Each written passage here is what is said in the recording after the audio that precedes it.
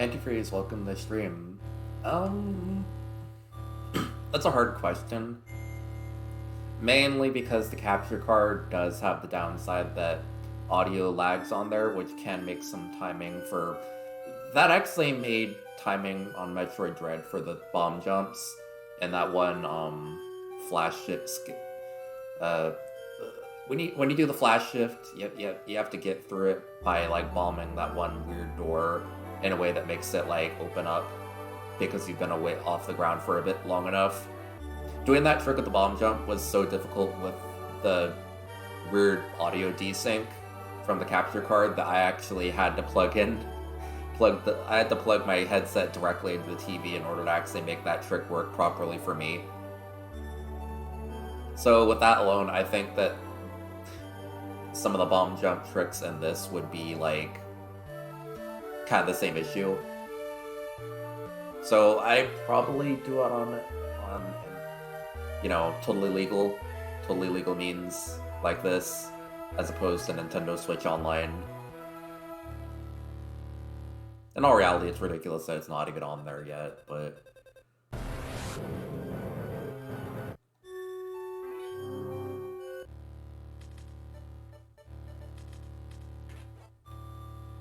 Might as well start, honestly.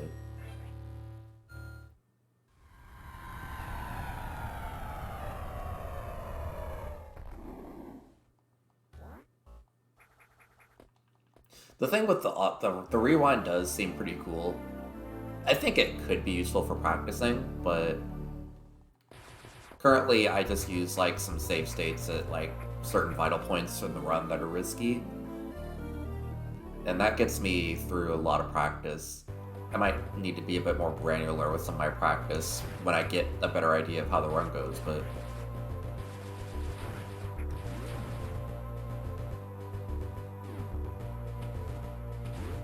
Chestnut, welcome to the stream, how's it going? I'm not winning yet, but I'm not losing.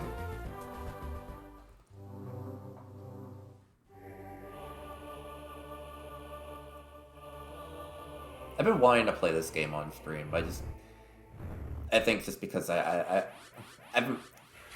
want to find the time to play this game more, because this is one of my favorite Metroid entries, and probably one of the few games I think I could speedrun to some capacity.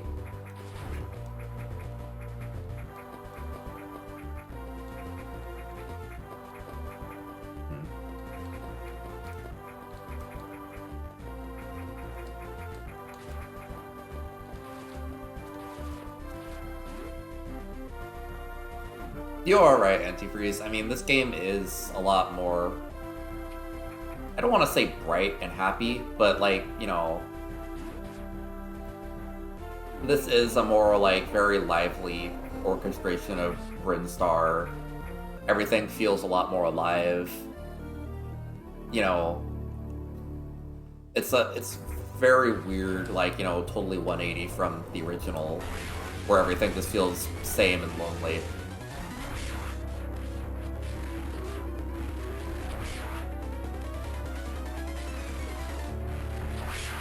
So one of the first speedrun tricks is that there's supposed to be an actual way that if you hit...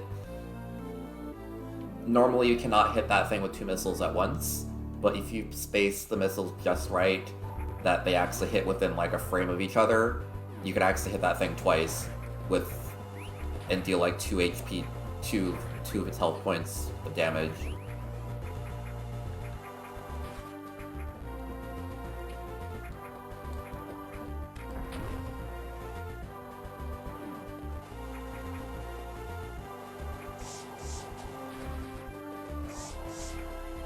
Sobs. I'm not looking at... I should look at, you know, chat at better times, but...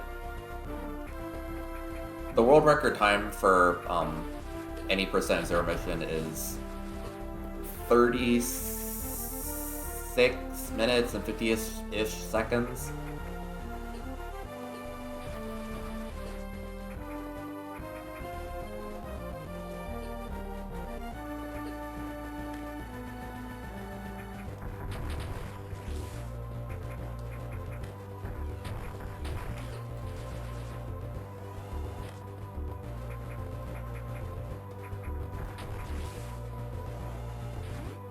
The room's a lot harder than it looks. Matter of fact, it actually took me quite a lot of practice to even get through that properly without dying. Thankfully, I did not realize at first that despite it actually being faster to just leave that room after beating that.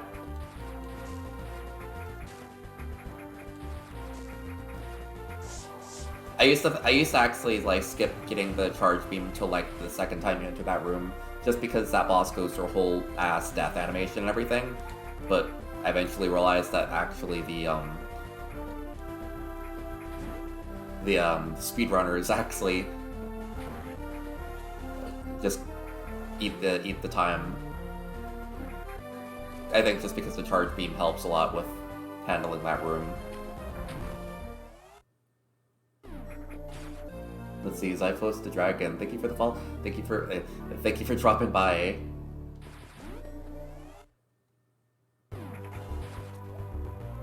Let's see, just have fun taking in the environments of the game. This is definitely one of my favorite Metroid games. This was also the source of me having had nightmares of Ridley, because either I was playing it or my family was playing it. I was like 6, and you know,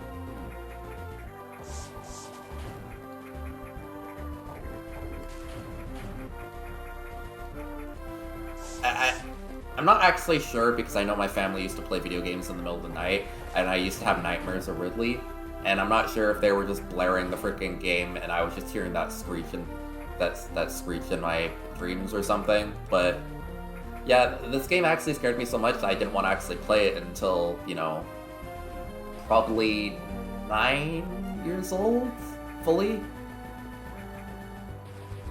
Maybe older? I don't know, it was a weird time. I played it like 15 times to completion. Actually, no, it's probably more like 20 after counting my recent practicing with it.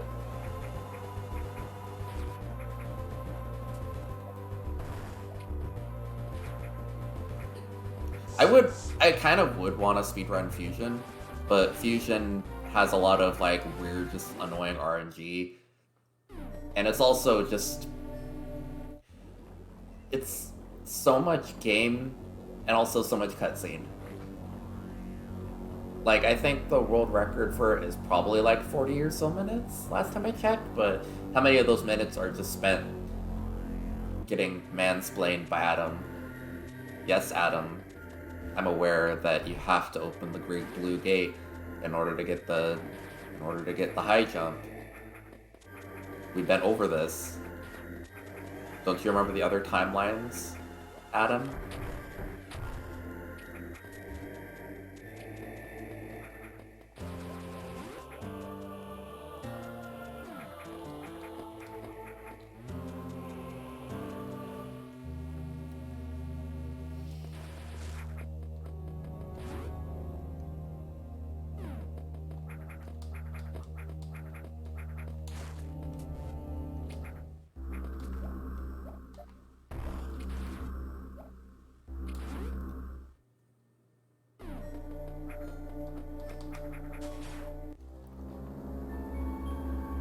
This game is also just mildly threatening in some points.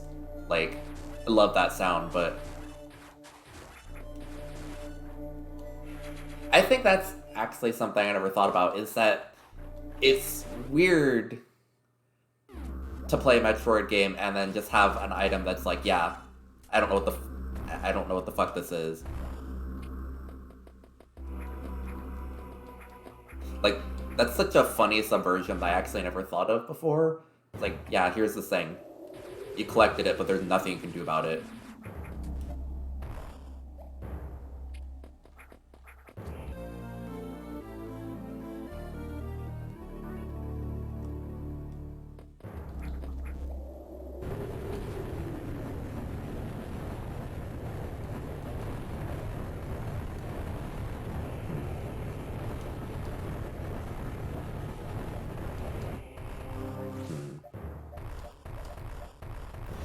You know, I've actually never ever bothered to learn the proper double bomb jump. Double/infinite bomb jump. Usually it's just, you know, you mash the button And eventually, you know, you just start going upwards, but...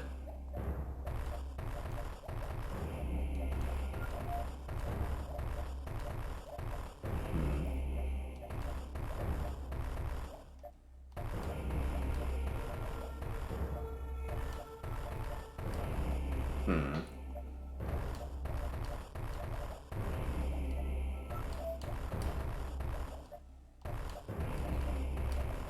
Hmm.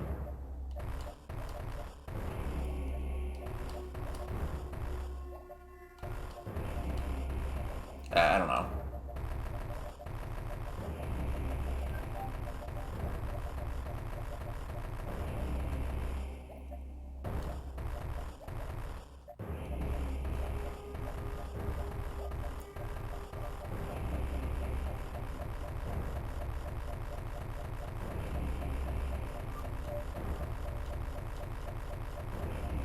This isn't the proper technique, but...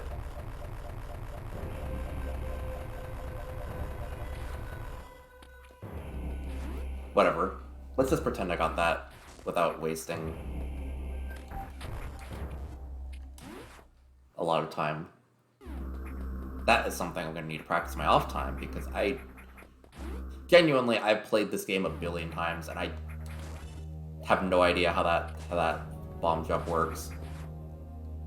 The bomb jump with Super was nice because you could actually get a really good start on it, because you could kind of just...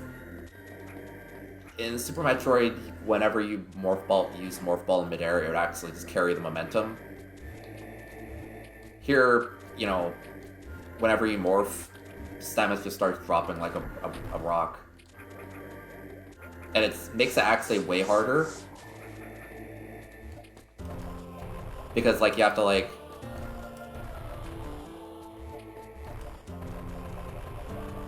you know, that was actually almost perfect. If I had a bit more space, I could actually do that properly, but... whatever. It's very Sakura of me to accidentally do something properly when there's absolutely no need for it, and then just never expand on that ever again.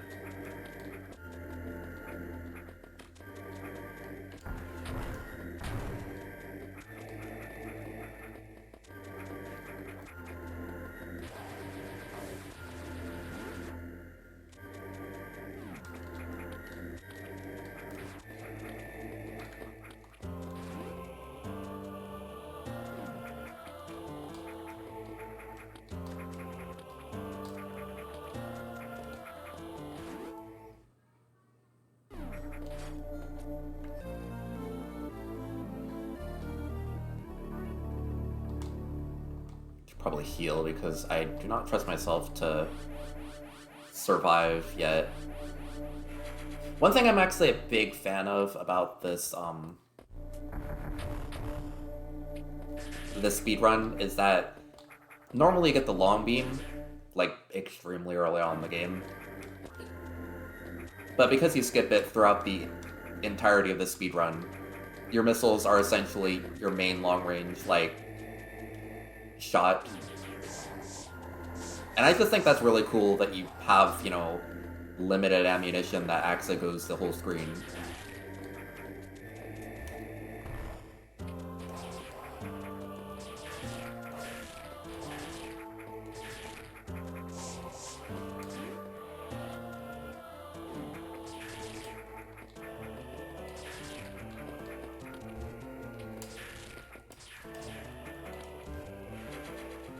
Let's see.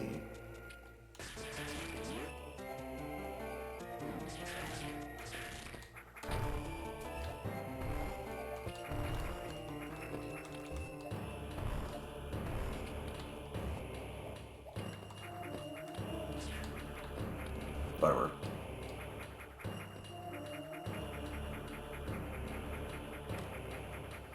It's funny because this is actually like a really secret path. Fuck you, specific. Like, I'm kind of... this game has a lot of weird secret, like, sequence breaks that are kind of just, like, littered throughout the game. I think I found that one out normally by myself. Like, I played this game a lot before I even had access to the internet.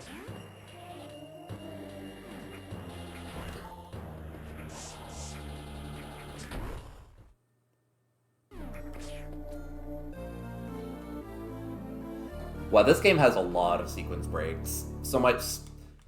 Some of them are.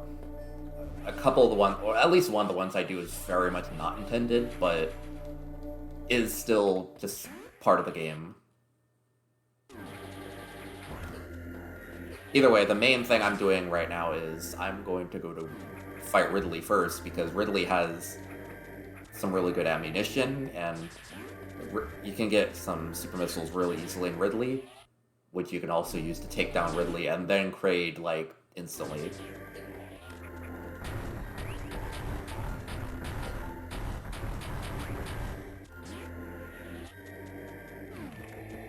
Plus, like, you know, with going to Kraid, or going to Ridley first, just means that you ultimately don't have to, like, take another step back to Norfair.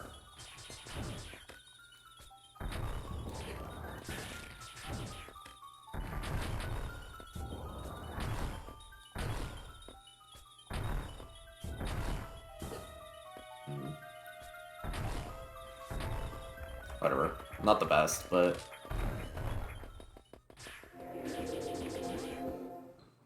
There's a smoother way to do that, but... Right, I don't know. The baby. The baby. The baby. I haven't watched Terminal Montage's stuff in quite a while.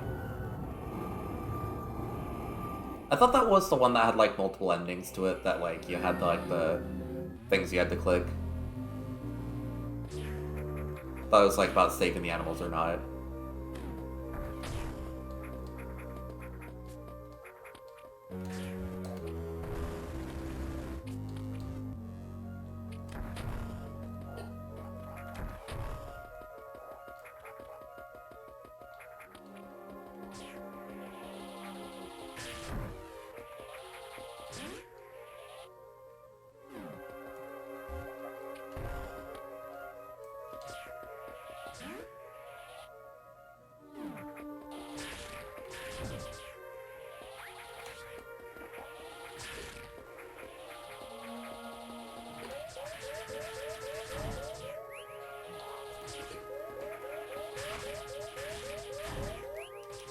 Yeah, I forgot that you could just die here very easily.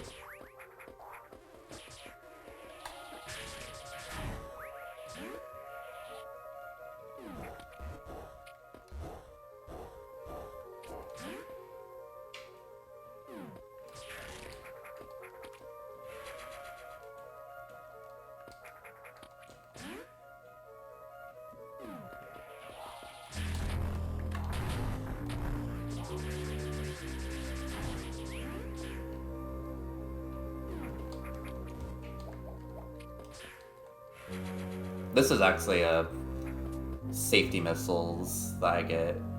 I probably don't even need them, but I don't trust myself enough yet to go without them.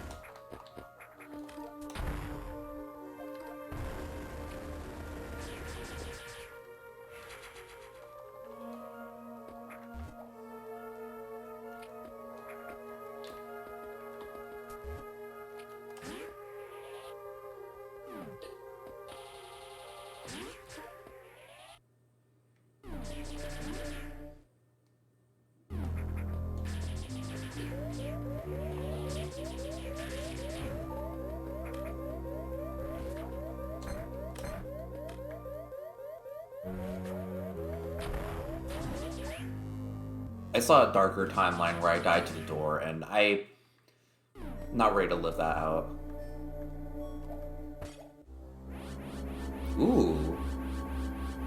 That's actually a little speedrun trick that allows you to overlap the item collection and the refueling, which you definitely need a refill here because you need to make sure that you have like top like everything for Ridley.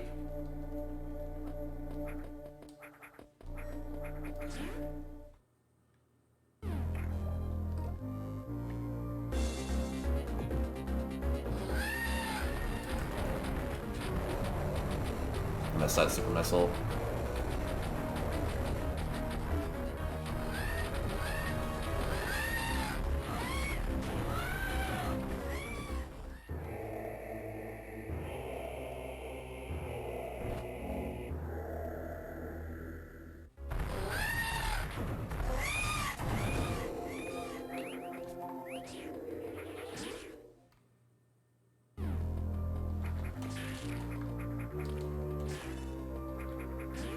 Actually, yeah, the strategy you use for Mother Brain is extremely funny compared to that.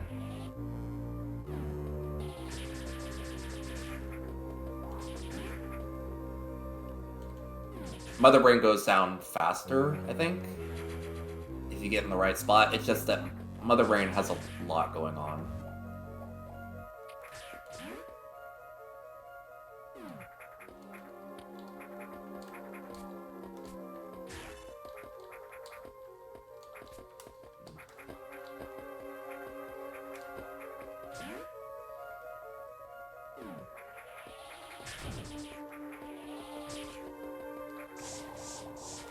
I promise I've played this game before.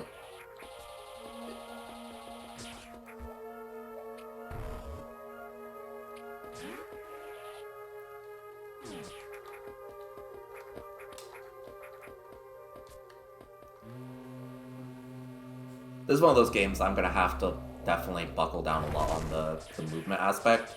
This game controls very tight, but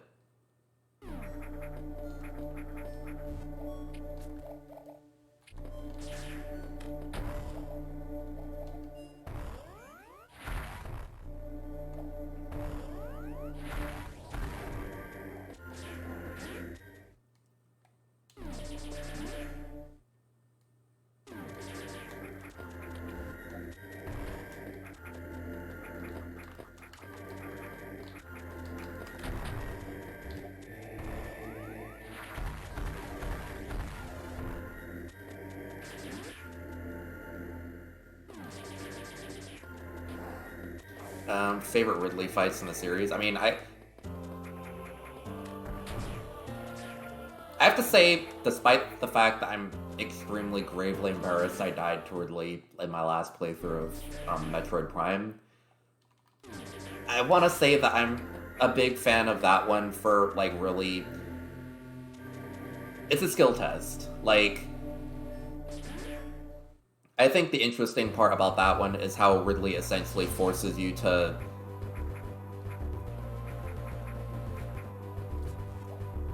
Like, he kind of tries to lame you out, and the only way to, like, make that battle not last, like, 10 to 15 minutes is to hit him in his very, like, specific, like, charge-up, like, animation he does. And I think that's just really cool, because, like, once I realized he could actually hit that, you know, timing, it felt like actually, you know, very rewarding to fight that fight.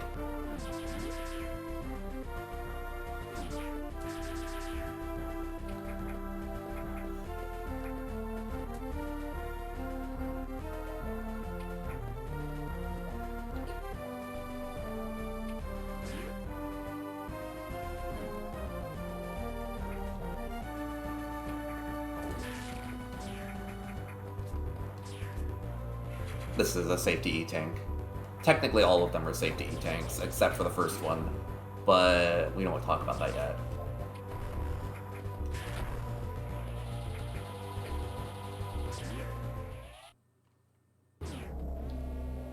It sounds like the other M1 might have a similar thing to, you know, Metroid Primes in that regard then.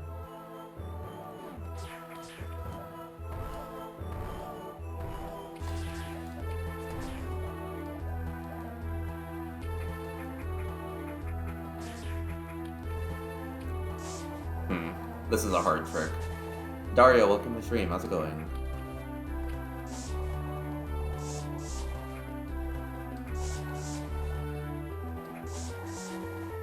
I hate this trick so much.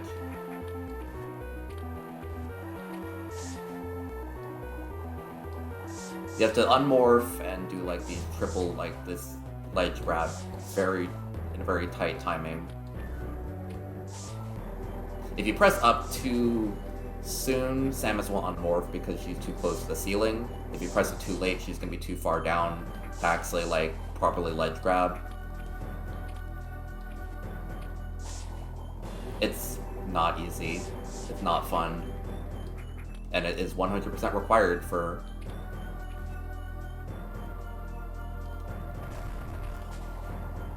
getting over there. Sometimes I do this right on the first try, but this is...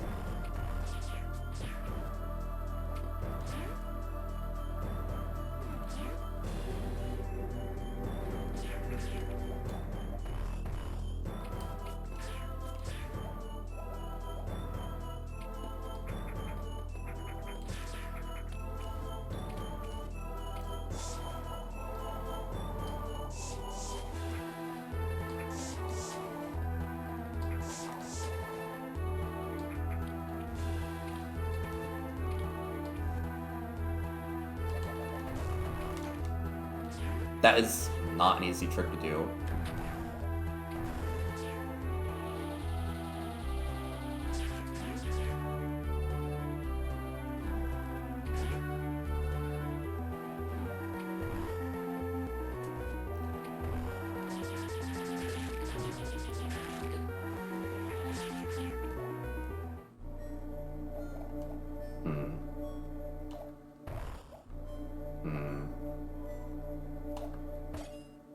I don't actually know how to do that. Yeah, that trick is... that could be a run killer for me early on. There's a safer strategy that... well... there's two strategies, basically. There's one where you have to light 5 bombs. The moment the 5th bomb... the moment the first bomb erupts, you basically press 5... you basically press the bomb button 5 times in a row, and then after that, on the 5th bomb, you start holding left. The first bomb erupts, and then you basically just kind of hope and pray that...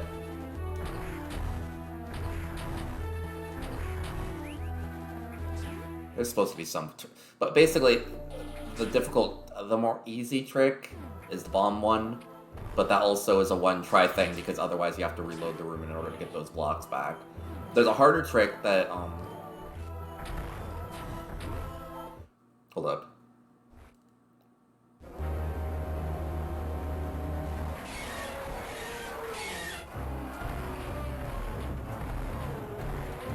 Anyways, there's a harder trick that, you basically,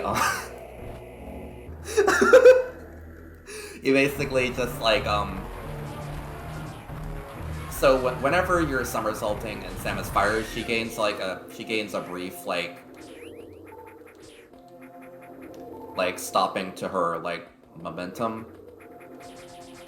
So basically, if you, like, unmorph at the right time over that gap, and you, like, spam the fire and the somersault, the spire, you basically start somersaulting, fire, and then press A to resume somersaulting, and then fire again.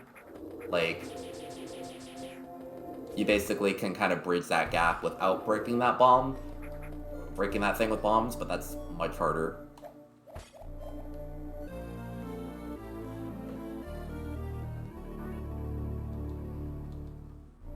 Yeah, that boss was, like... Kraid is so funny in this. He's not a boss, he's just a room. That refill is absolutely required.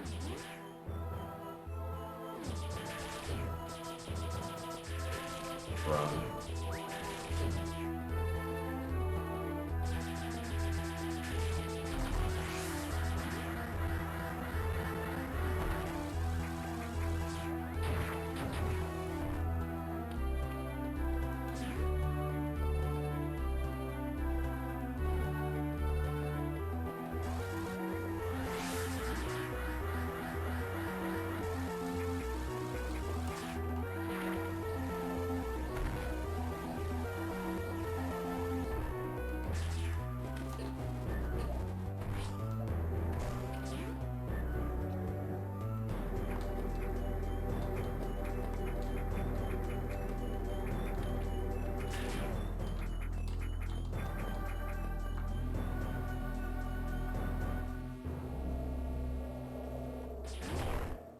To be fair, Dread has a much more robust giant sparking system.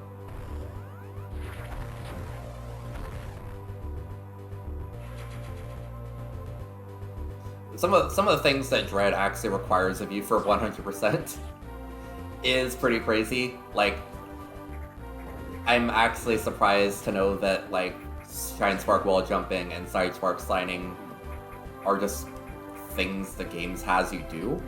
You know, I just realized I've never got 100% in Metroid Dread. That's so fucked up. I'm like 50. I'm like, you know, somewhere in like the 60s on, you know, on any percent. And I've never gotten every single item in Metroid Dread. Isn't that so fucked up? I need to actually replay the game, if only for that. Wait a minute. I'm not getting that.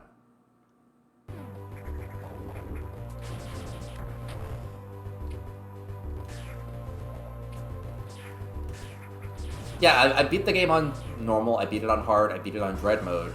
I've speedrun the game several times, and I have not gotten every single item in it.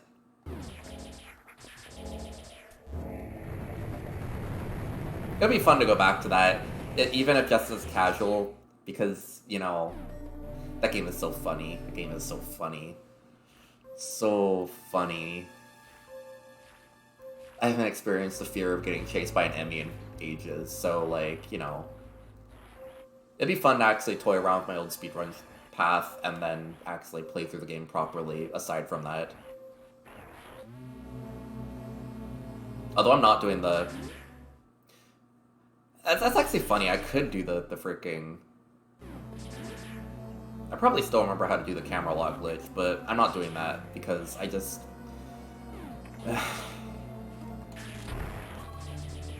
Okay, just drop 4 super missiles like that. Super missiles are vital for this game, this part of the game. Oh god, I'm gonna have horrible luck later.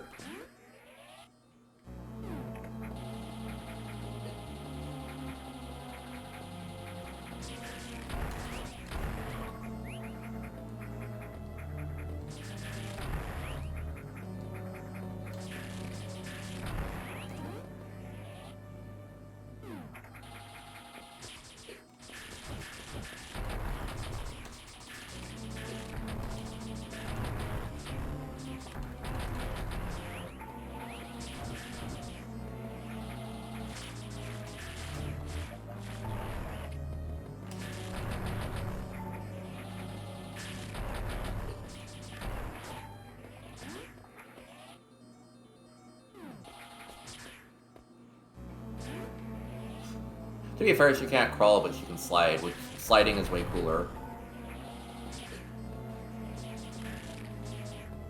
Okay, just go up there, that's fine.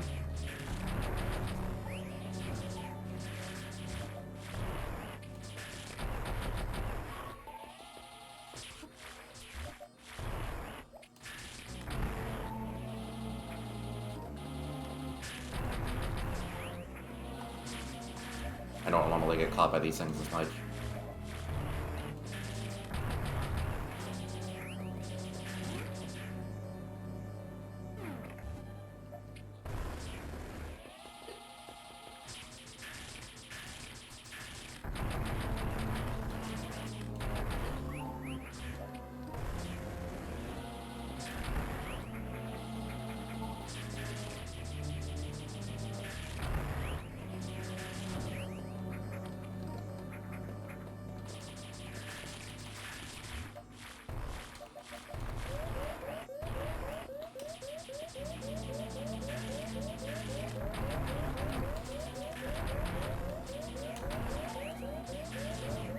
I don't normally come in with this close to death, but sure, alright, that'll be fine. I think the goal of the speedrun is basically to just, you know, not die here, but also basically to just make sure that your item management is good enough that you don't have to grind here for like 2 minutes.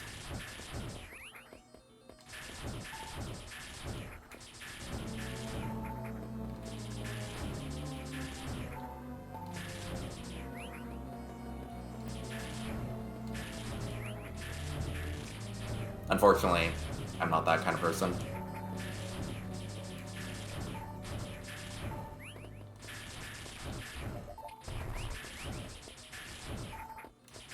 Although I think the real goal is to have all 4 super missiles by the time you get here, because super missiles are extremely uncommon drops. Like, I've sat here and farmed for like 3 minutes without getting one.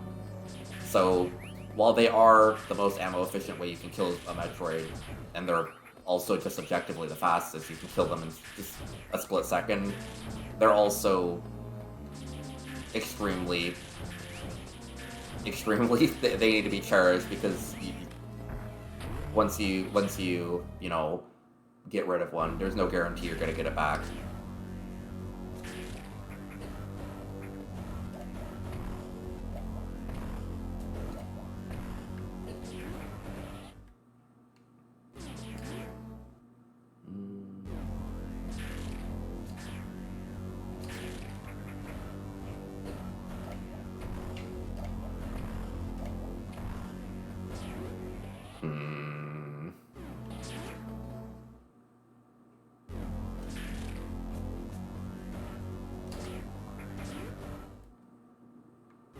Doing a thing. You gotta be kidding me. I hate this part so much. I hate this part so much.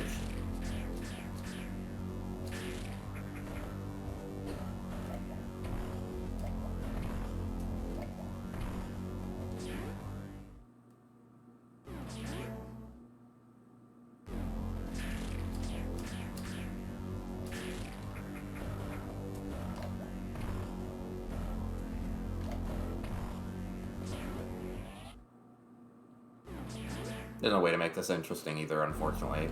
Either I get it or I don't.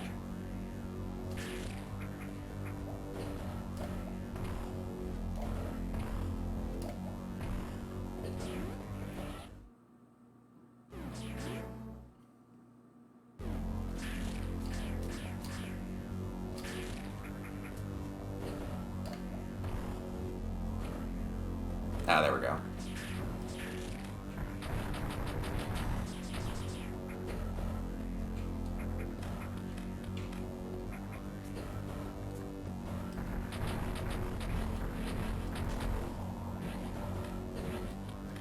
Oh, oops.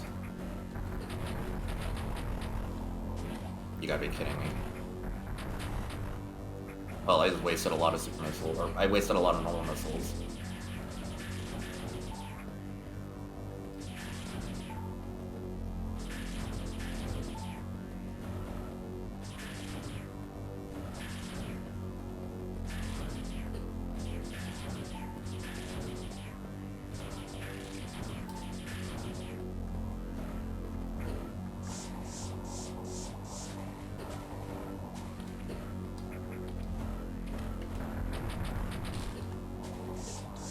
I have to say, this is like the most final boss room ever. Like, never have I just genuinely seen a room that wants you dead so much as this one does. Like, it's impressive. Come on.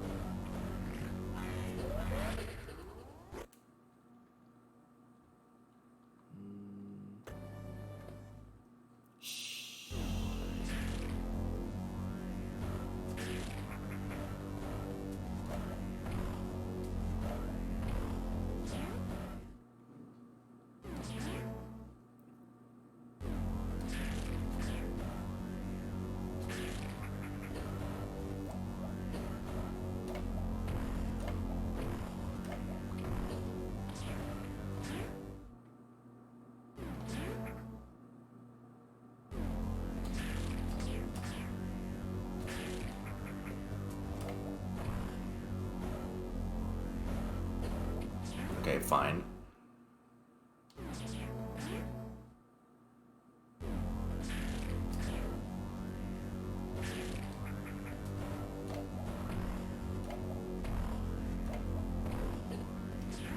This is a frame perfect trick, by the way. So it's like, you know...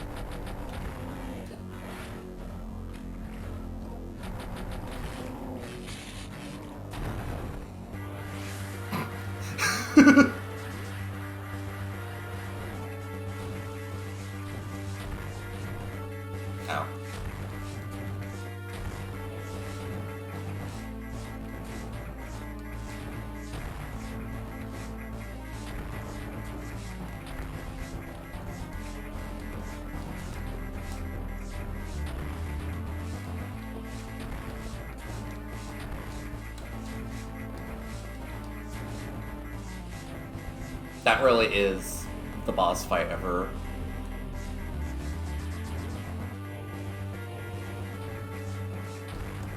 I can't like leave the animals though.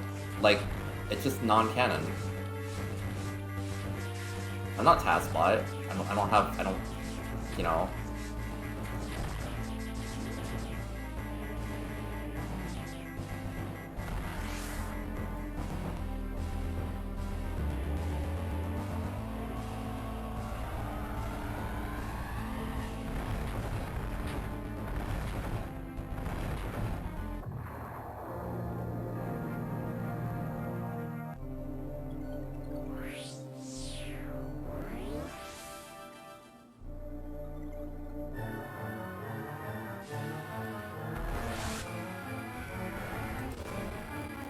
Hold up. I'm checking things really quick. I'm aware that it sounds fucked up.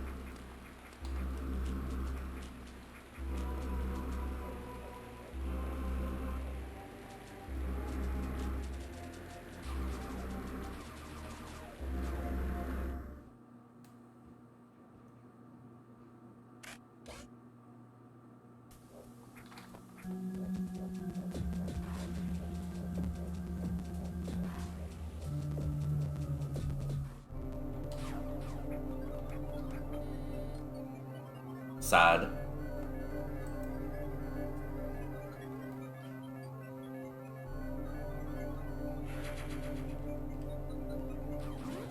See, the funny thing is the whole Metroid can crawl joke isn't even a joke anymore. Like, she is the Metroid. You know what, sure, I'll save. Just because it'd be really embarrassing that I don't have any save states.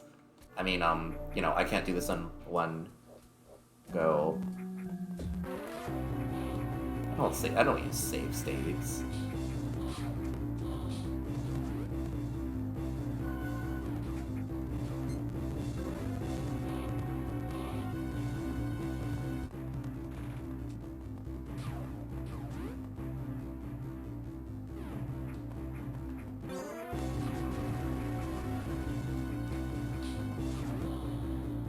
Hold up, can I do the funny thing?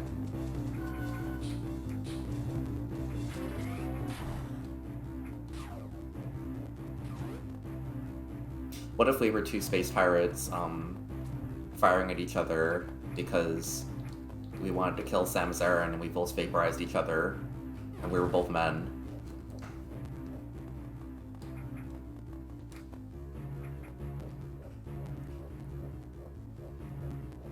The flesh emoji. Finger emoji. Saying sentences right now.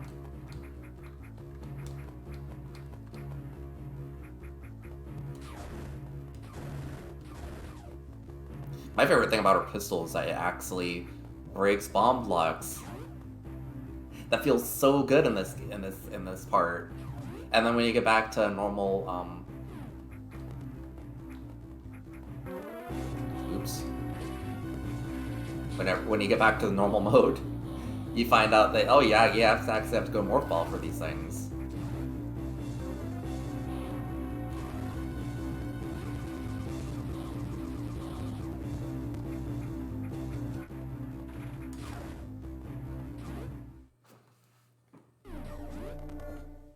I don't need the healing right now.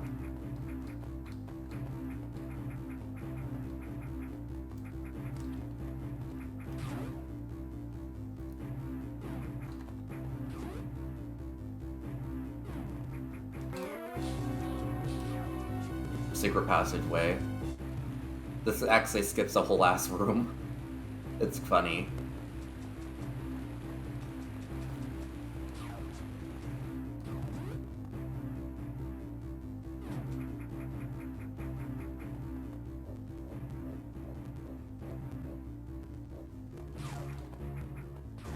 Unfortunately, the auto charge may end up getting my ass, unfortunately.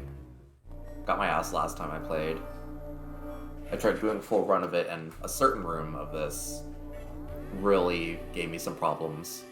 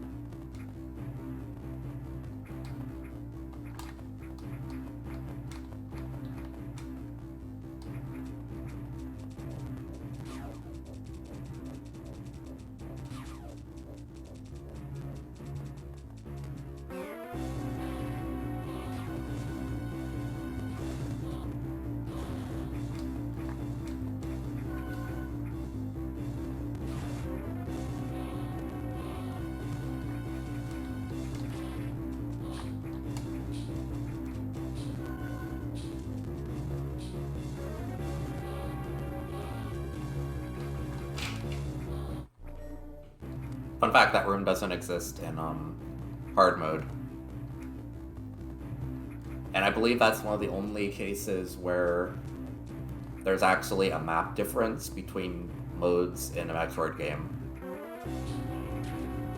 I get that that one only exists just to be a secret health refill, but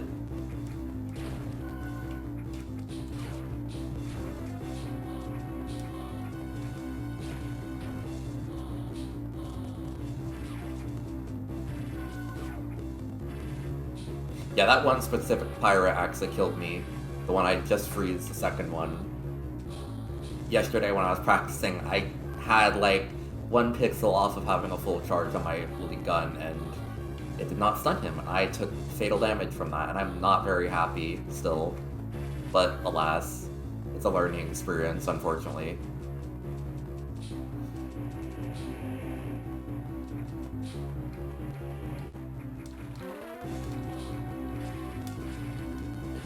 Speaking of fatal damage,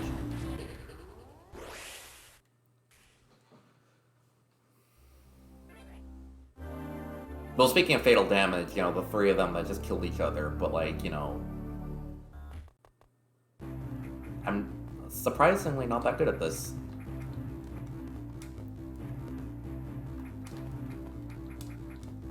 Wall jumping in this game is really tight. You gotta be kidding me. You got to be kidding me.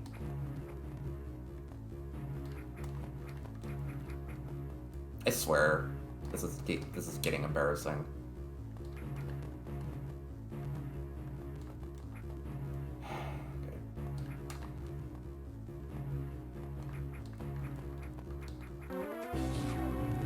Okay, fine, whatever.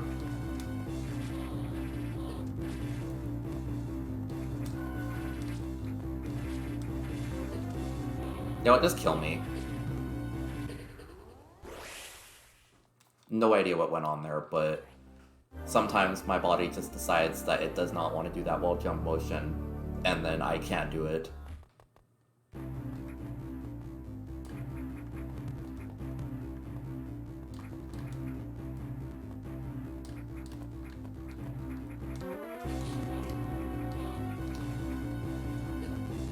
Yeah, don't respond with just dead, please.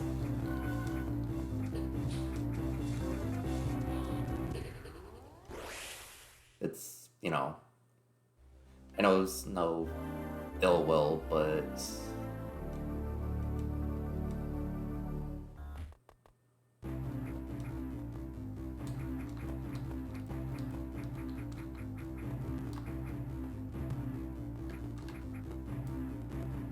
I'm having them on my ear.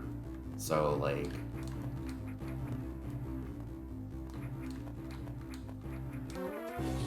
I am baffled right now.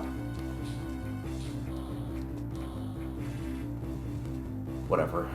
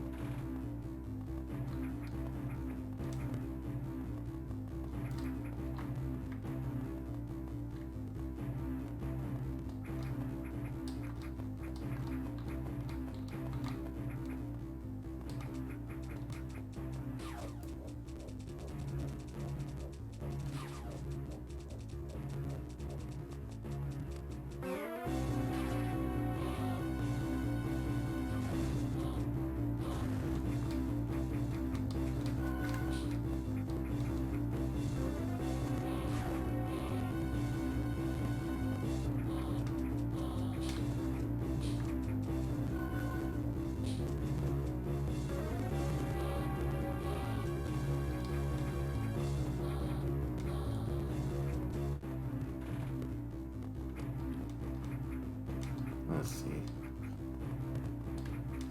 Unfortunately, the second half of this run is definitely the part that I struggle a lot with, and it's even more terrifying considering that the world record runner of this game actually cannot take a single hit or he dies.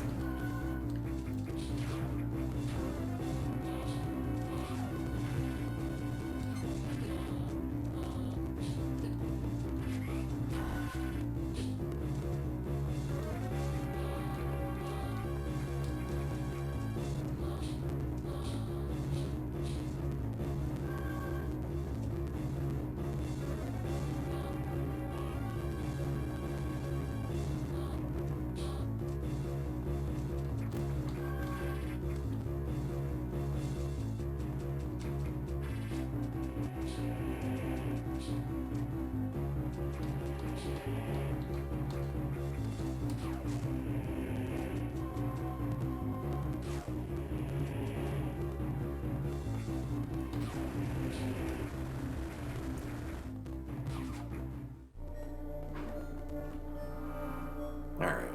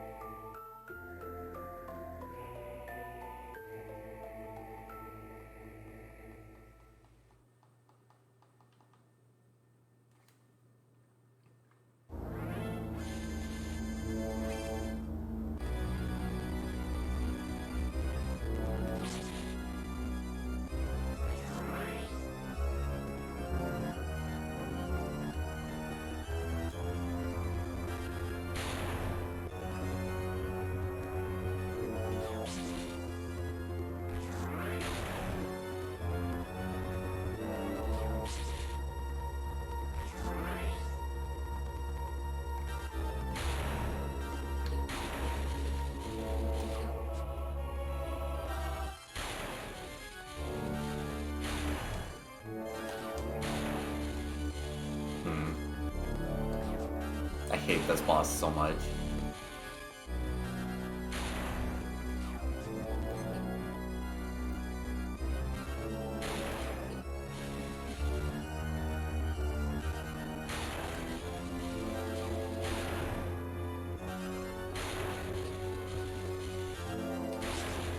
Please.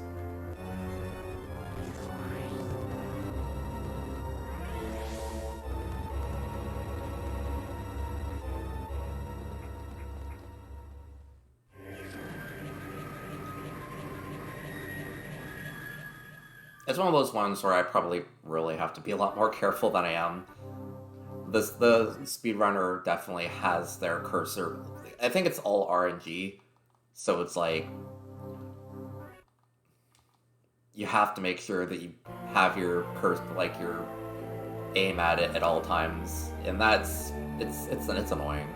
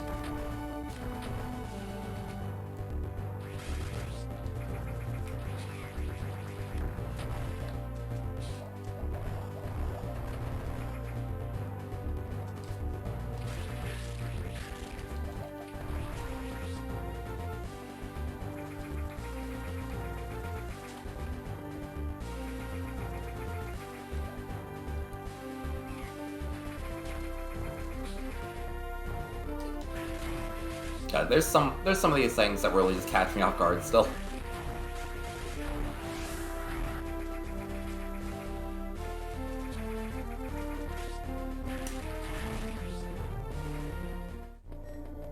But this is definitely one of those parts where you need to make sure that you get everything spot on, because you don't get very many hits in order to work with.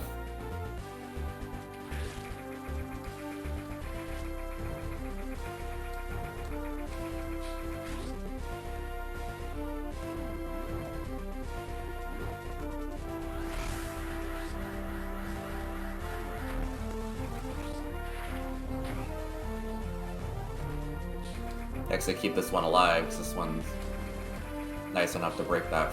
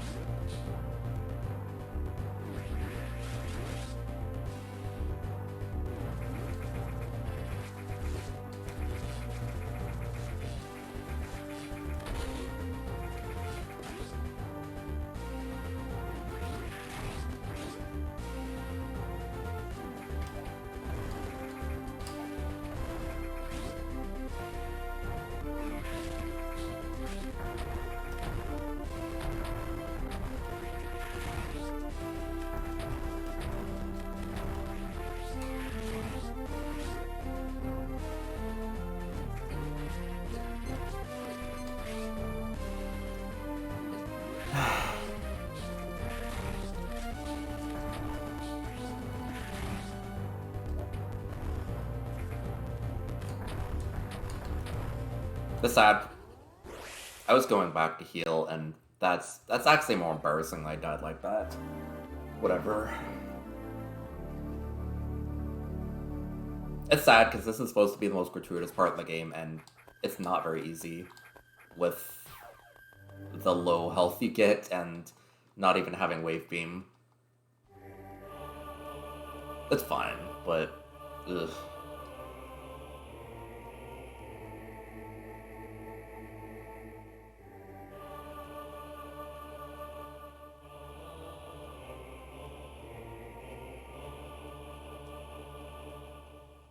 The speedrunner does, the world record holder does this with one energy tank.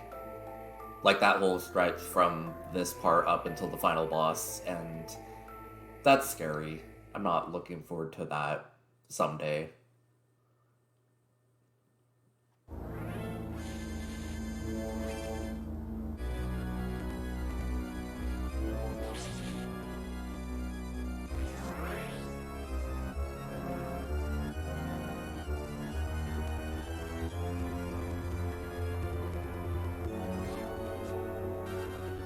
Not the momentum from Samus's running actually making that shot go askew.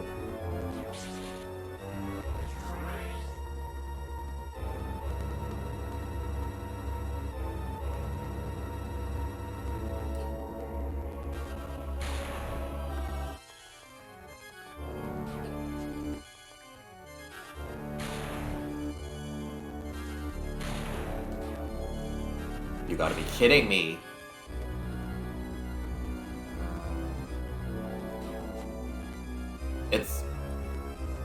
I have the right aim, but I'm not taking into account Samus's speed actually affecting her trajectory.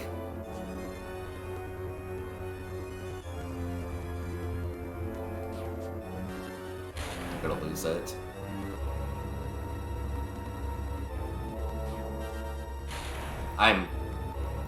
This is the worst I think I've ever played this game.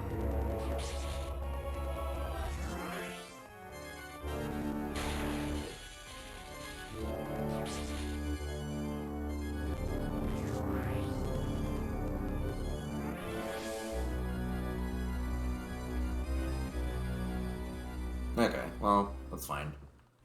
I'm gonna not think about that for now.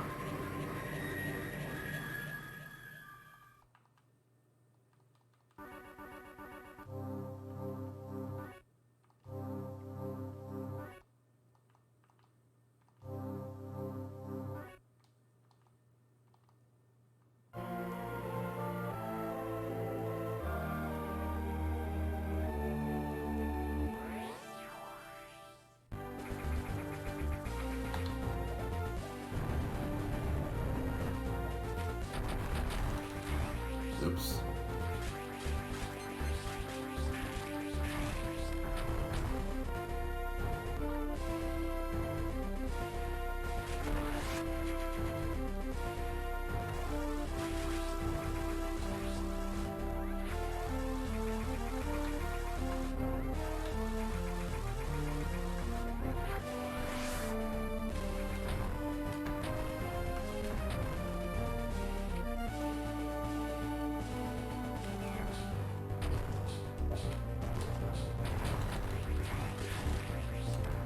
I've never seen them actually tank the hit like that.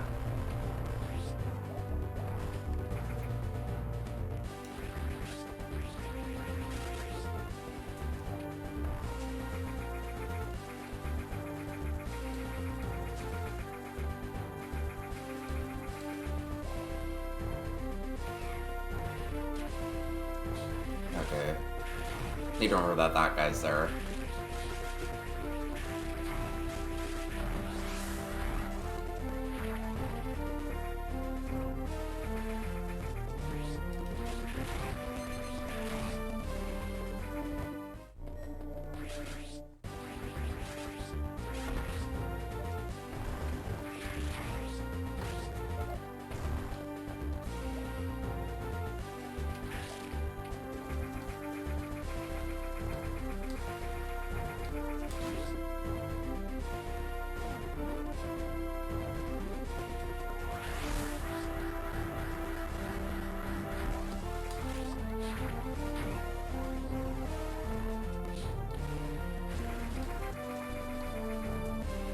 There we go.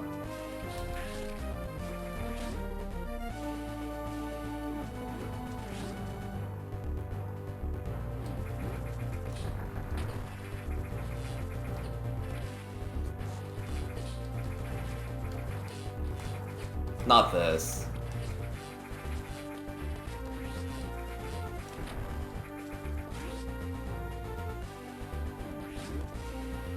Okay, that's something new.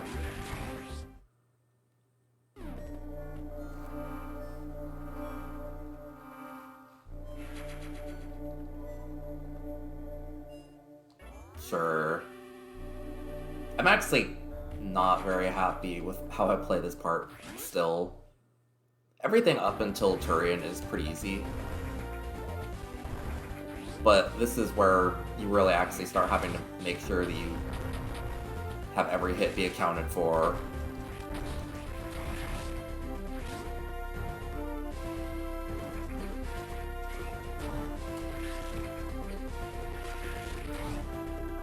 Like that? That's one of my 10 hits I have right now.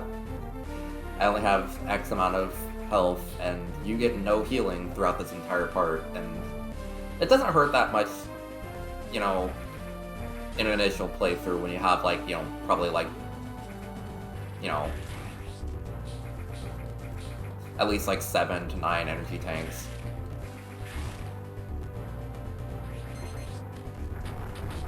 but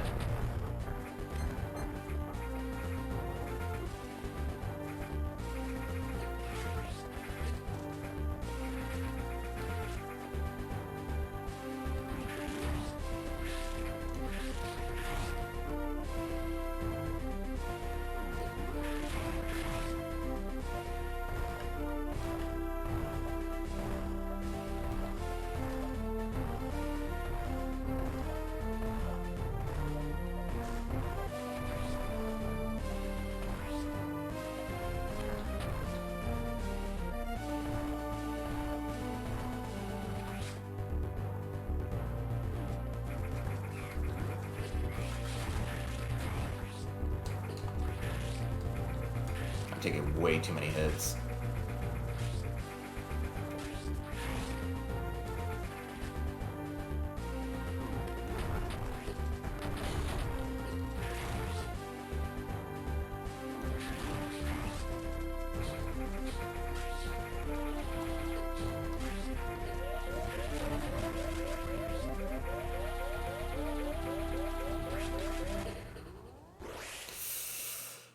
Oh.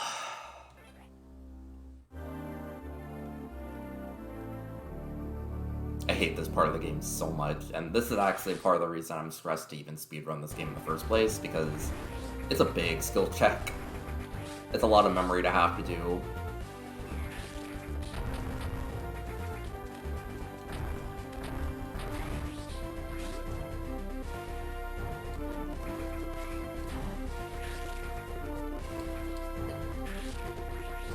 Especially because I never realized how blind of hits these things are.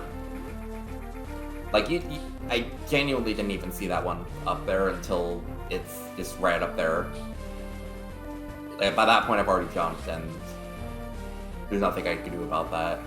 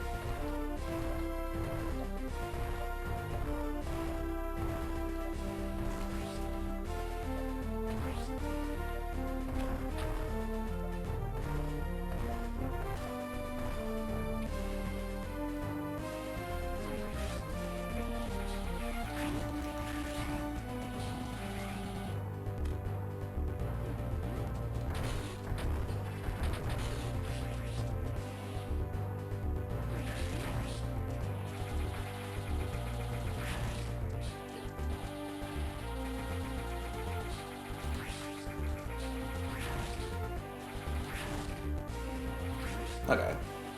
I think that's the hardest room.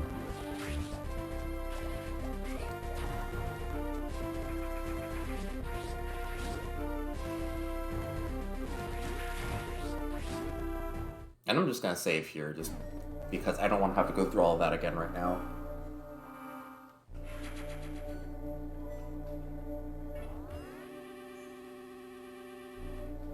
I might go through another run of the game, I'm not sure.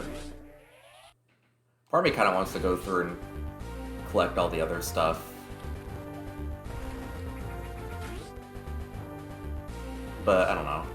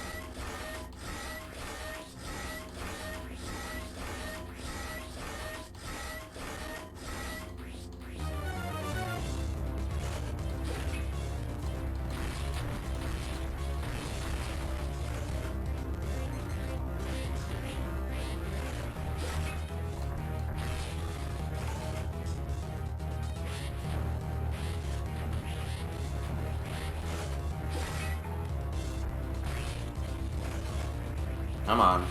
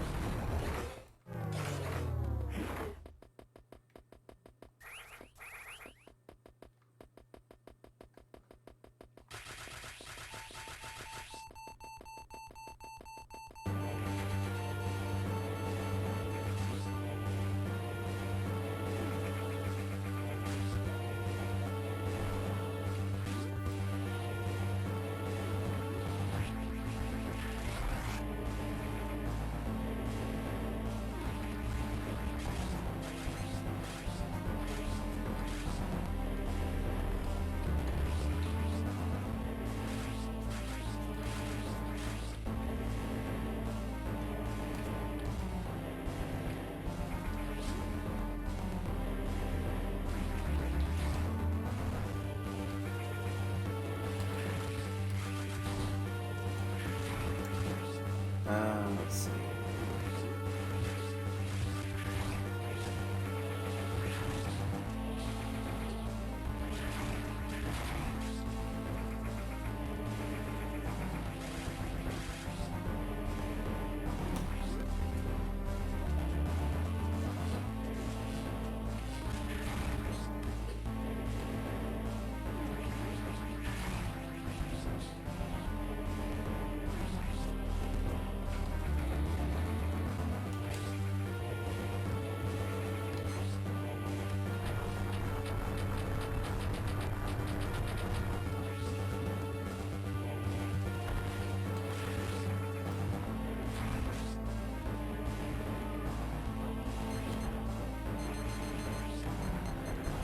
Come on.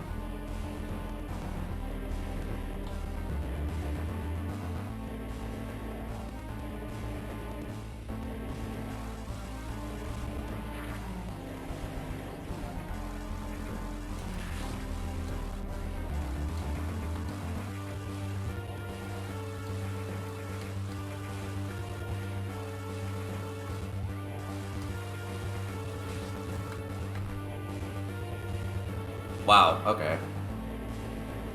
That's supposed to skip this room and the next room, unfortunately, but...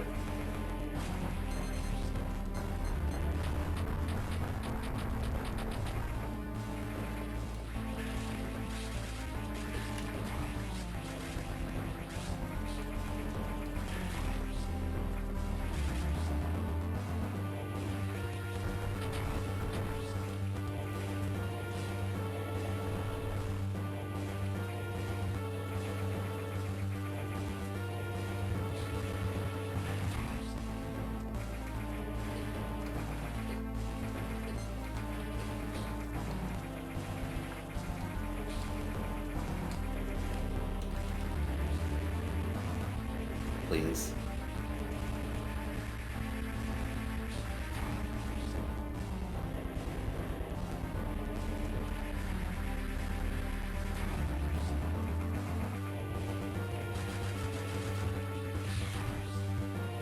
There we go.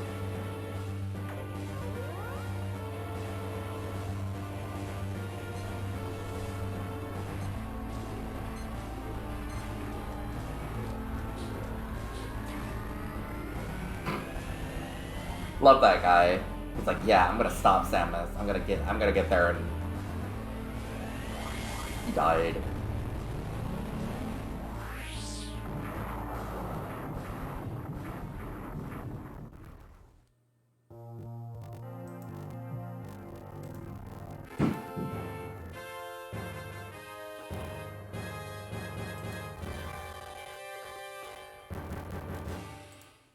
Okay.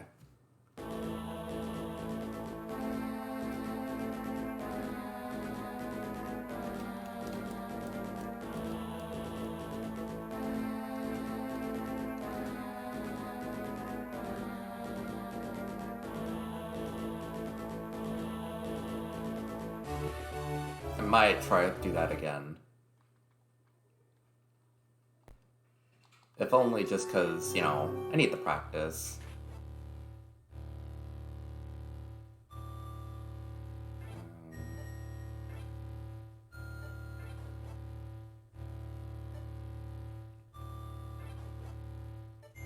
There we go.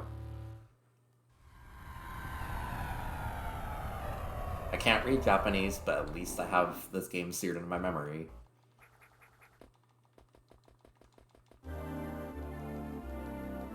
In all honesty, I like the first half of the game a lot better.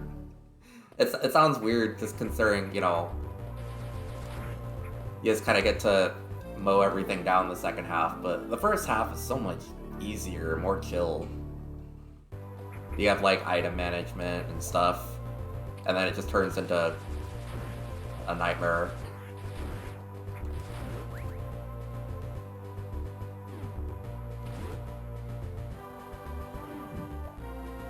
But I still want to speedrun it.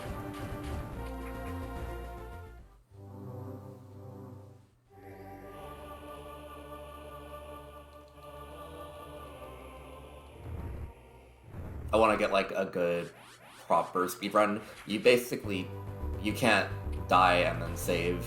They don't allow that. They don't actually accept that on leaderboards. Or die and then reload a save.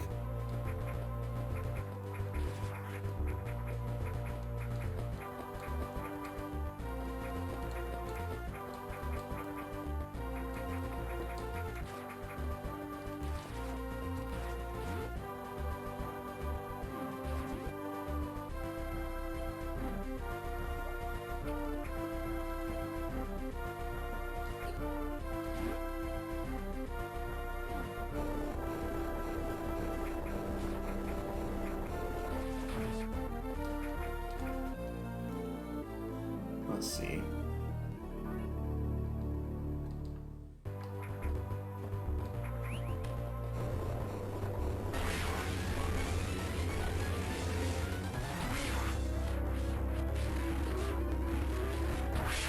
Ooh.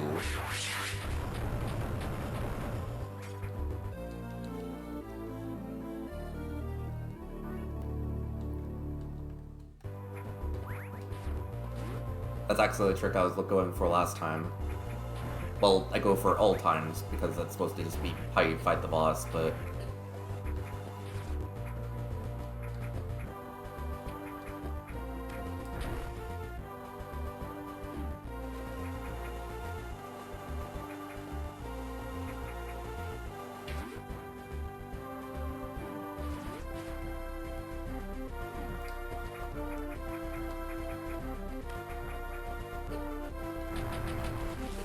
Ooh, I accidentally used one more missile than I should have.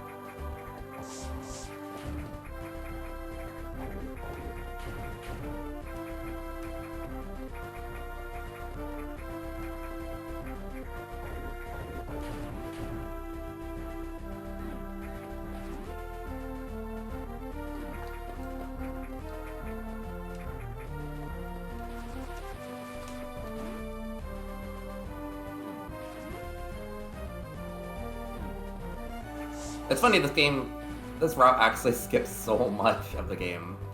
Like, you skip 2 mini bosses. You skip the various suit entirely. Pretty much at least, like, 50% of Kraid's lair and like 75% of Ridley's lair.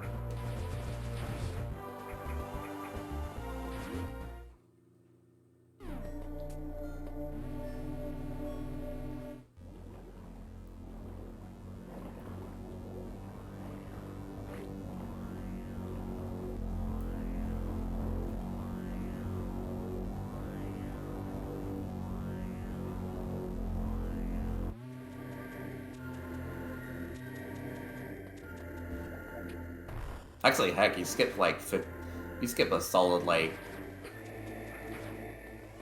I want to say another like 60 to 75% of Norfair as well.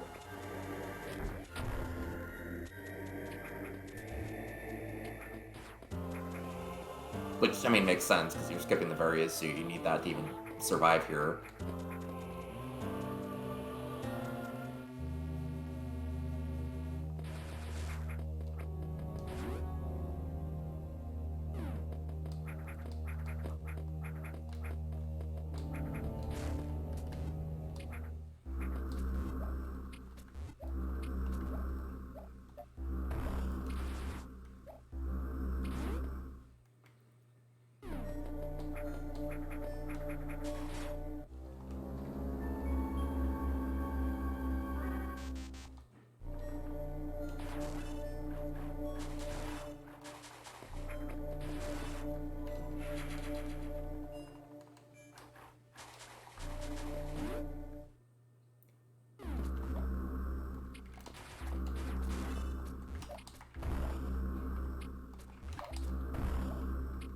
There we go.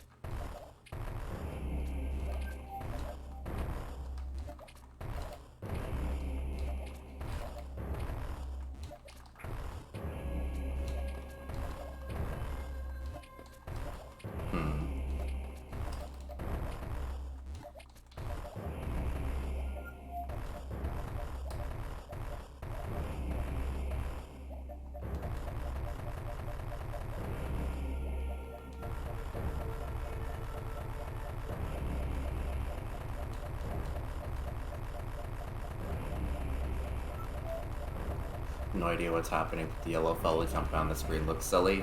So true.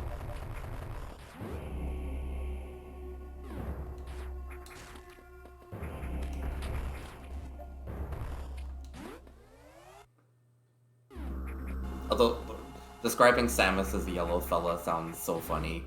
It makes her sound like she's just like scrunkly, scrumplo bimblo platformer, which she's like the most dangerous woman ever.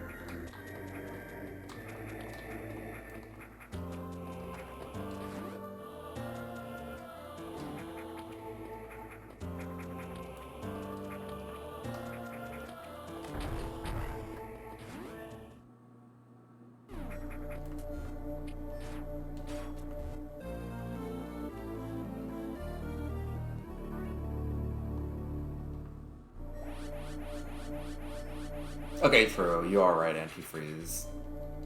But like, she's the most dangerous woman that could reasonably exist and not just be an absolute supervillain. Or at the very least, just so uncomfortably neutral to the pain and suffering of people that she does horrible things. Which I guess could be a villain.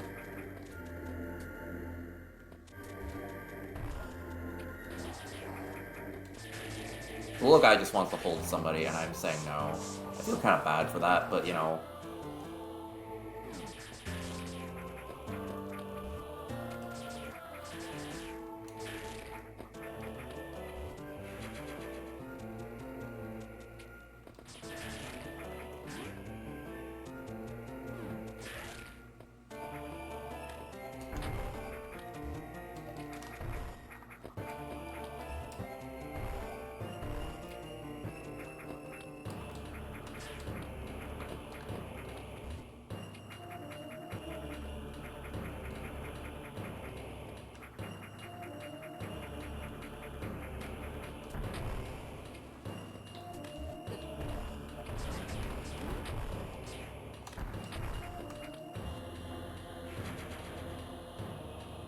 But true, I mean, Gladys is, yeah, technically not an AI.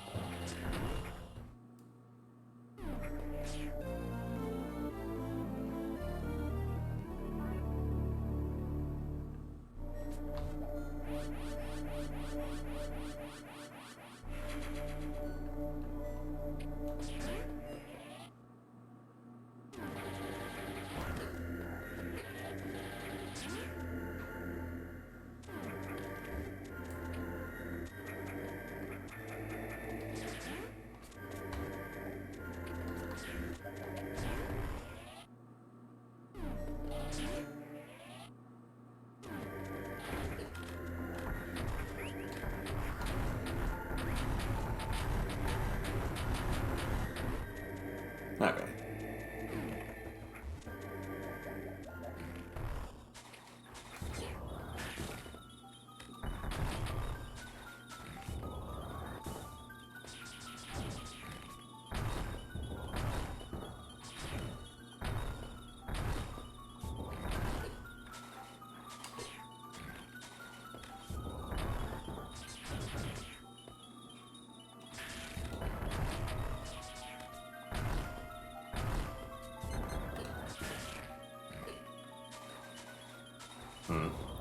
Not going that well.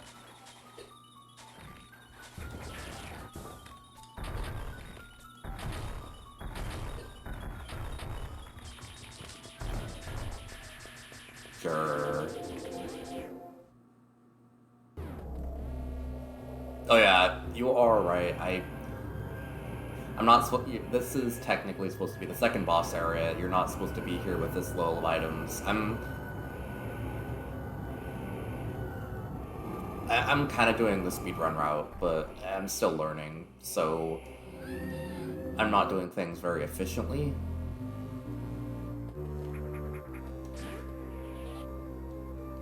I'm more just trying to get a feel of the route, and then after I'm comfortable with that, I can actually start going fast at the route.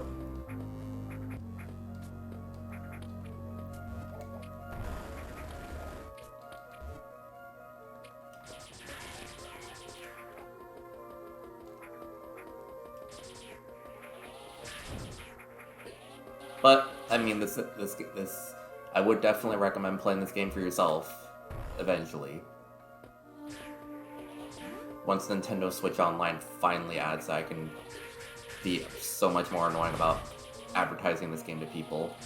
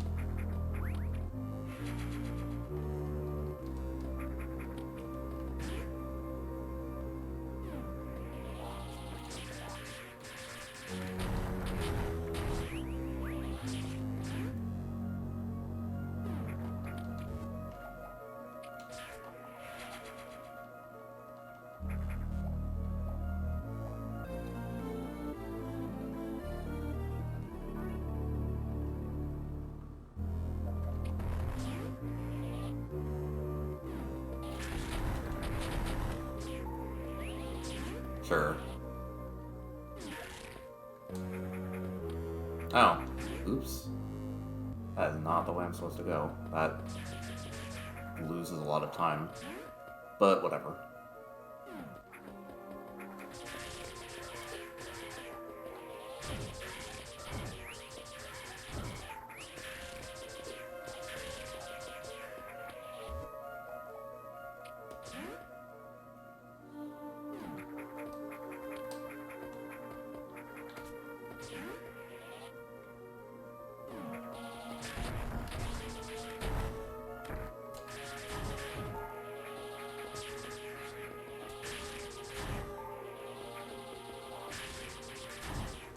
The game does keep note of it on the in-game timer, but speedrunners usually use their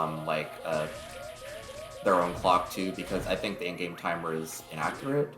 I'm kind of just like practicing, you know, without like, you know, keeping too close of a track to the timer, because there's certain tricks I need to learn that ultimately I'm wasting a lot of time on just because, you know, I don't know them quite yet, but I don't think it's quite fair to time myself on them when I don't fully understand.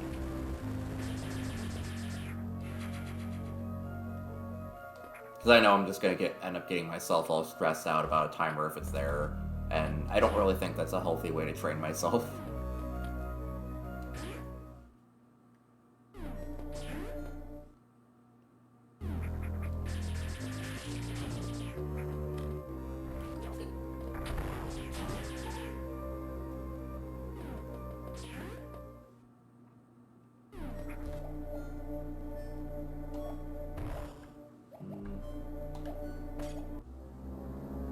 Damn.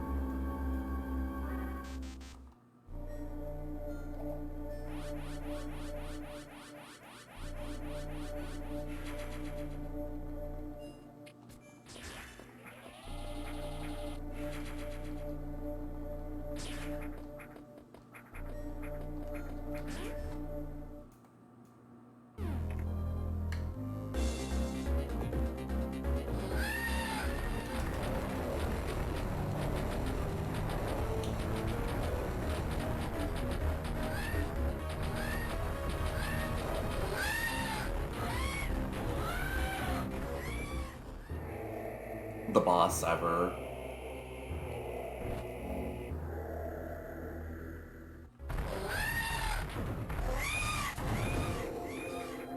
That sure is Ridley, and that was Ridley.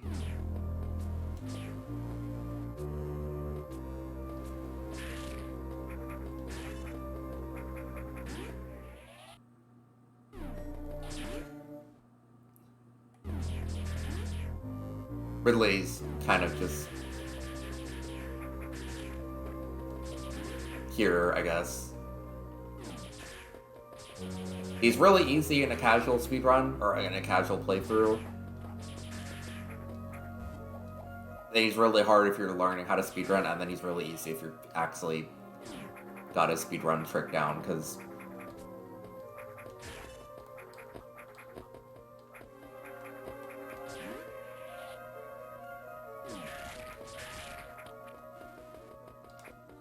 I think he should have just side beat me.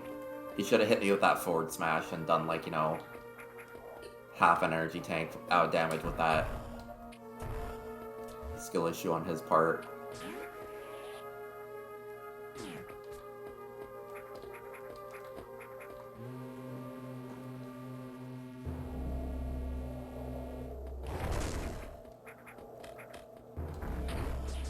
Ridley is actually my main in Smash Brothers.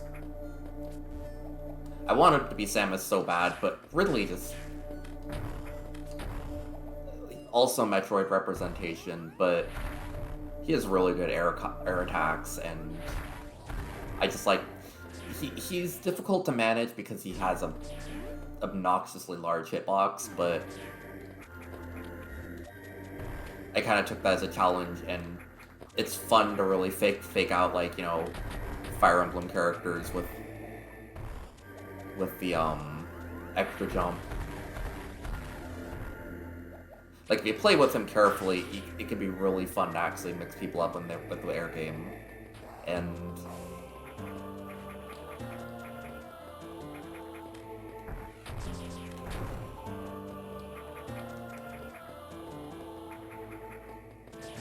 part of me wants to stream Smash Brothers, but I feel like it's not very interesting, though.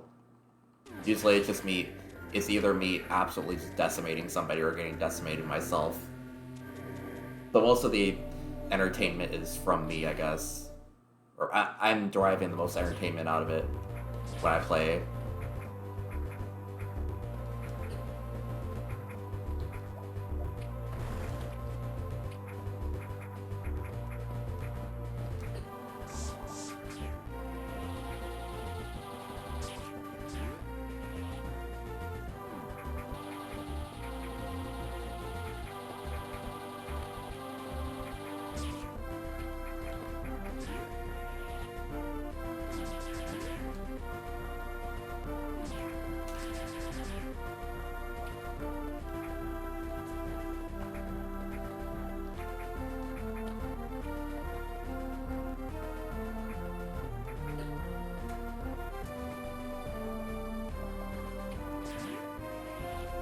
Let's see.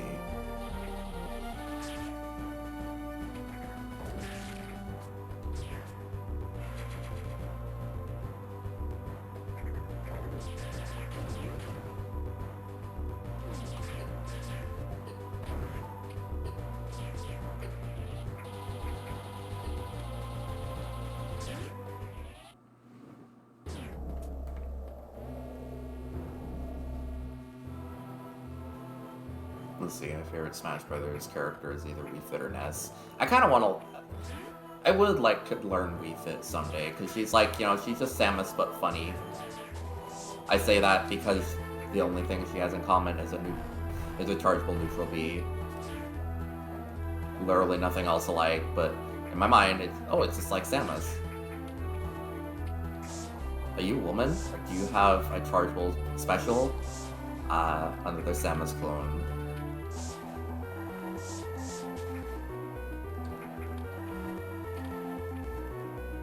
I hate this part so much.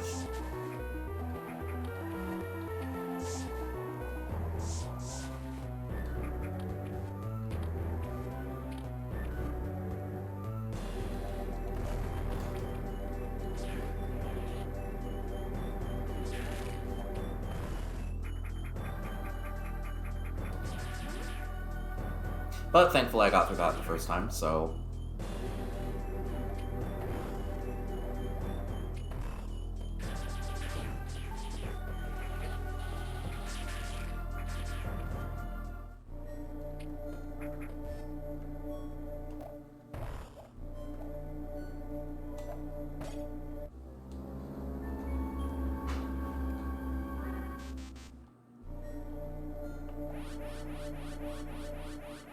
I'm honestly impressed by anybody who plays Ness, just because the recovery kills it for me. You get way too many Nesses who just, you know, spam PK fire at you until you're 70%, and then the moment you throw them off stage, you just die. It's...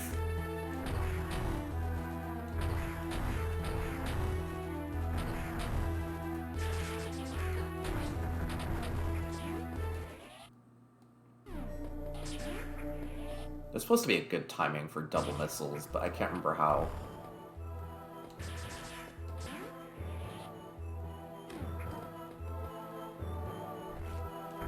I feel like Joker is very fun to fight. I don't know how to describe that, but...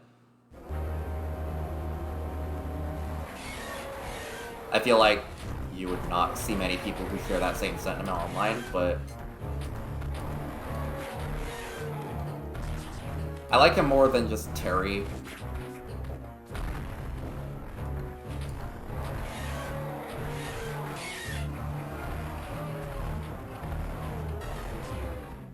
Like, I think in terms of characters that just have, you know, the standard, like the DLC payback mechanic, it's much less annoying than just, hi, I'm Terry Bogard. If I get over 100%, I have a kill move that can kill you at 50. Is this balanced? Not really.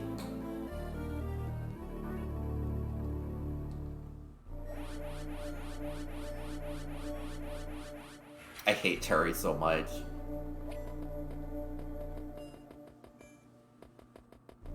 Like, I hate him a disproportionate amount just because, you know, it doesn't feel good to...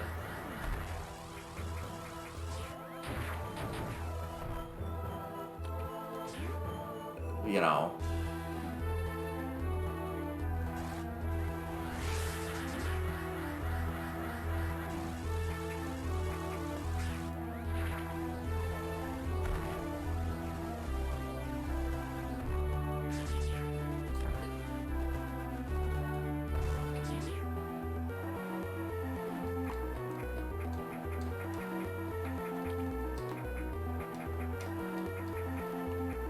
Like, I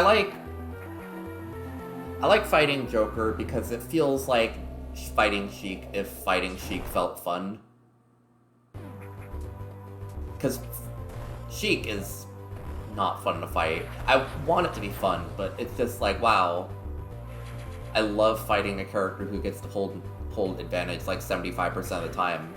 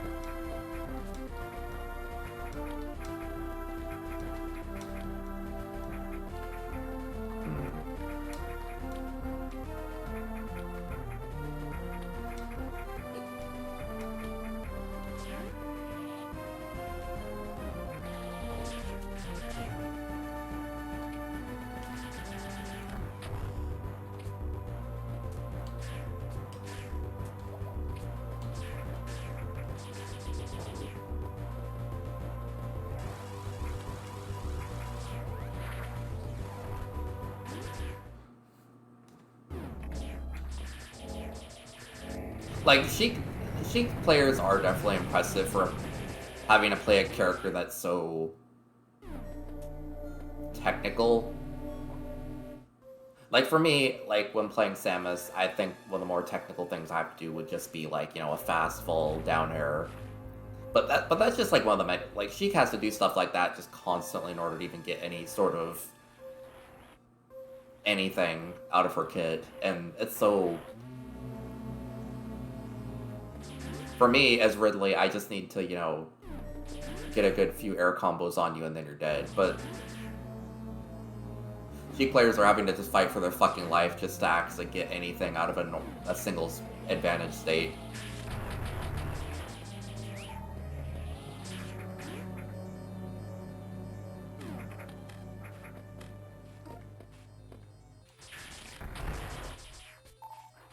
Oh, hello. Hello.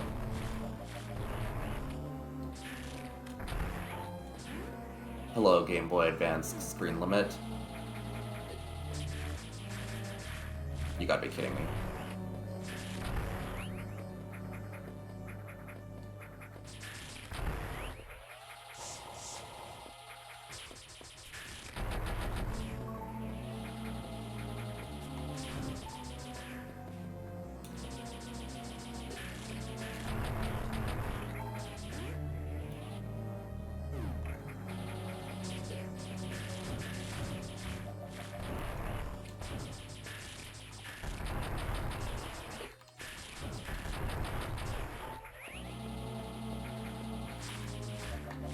I've never gotten caught by these things so many times. This is actually really embarrassing.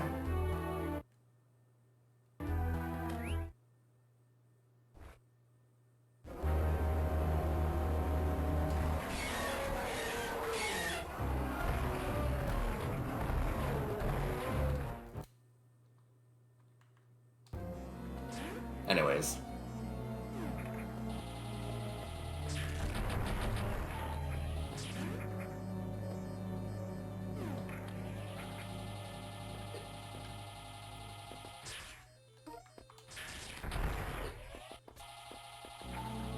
You gotta be kidding me. You're not even loaded. Perish.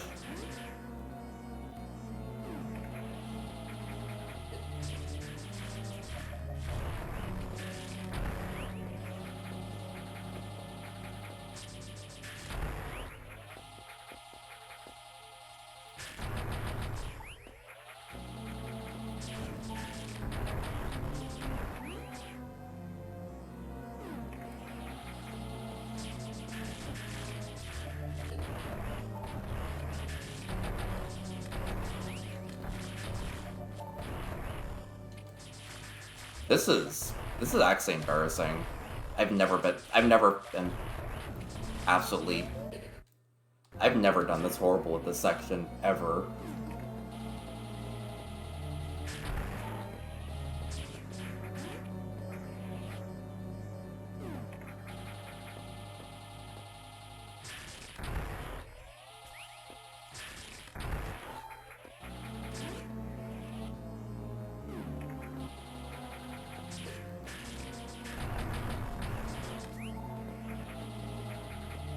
Oh my god, you're a Terry main.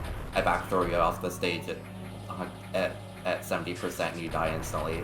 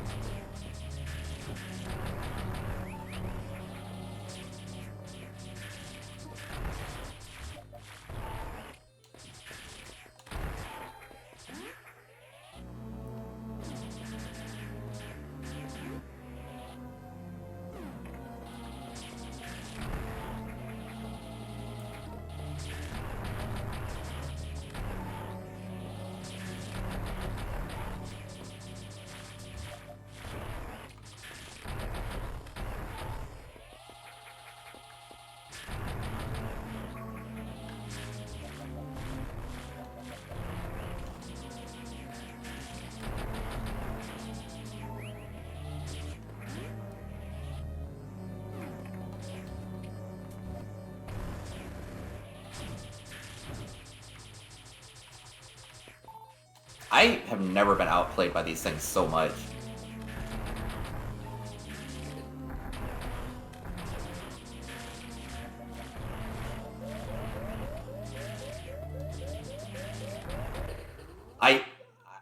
I'm upset because these things are weaving around my shots like masterfully.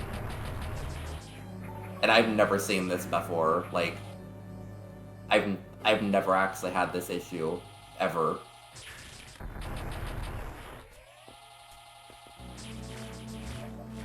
And then sometimes they just kind of go at the right angle that they kind of just ignore all my shots. This is weird.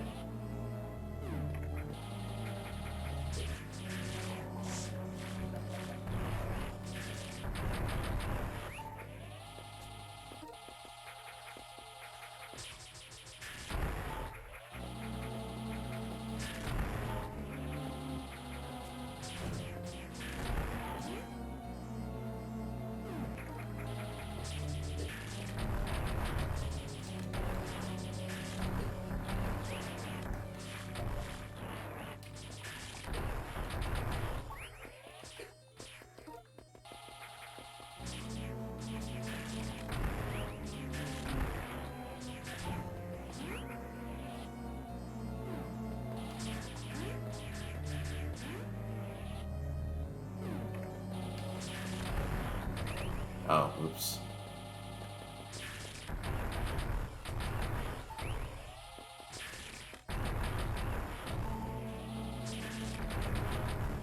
I'm using way too many ammos.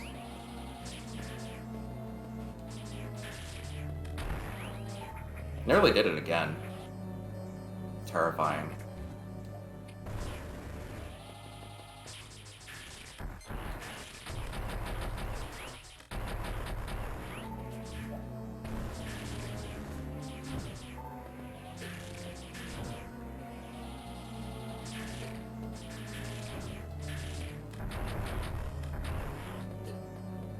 Oh, hello.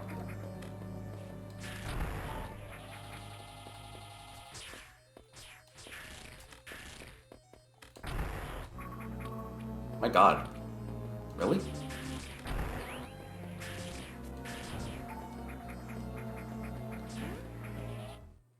Unfortunately, I should not have used that super missile because now I'm one short.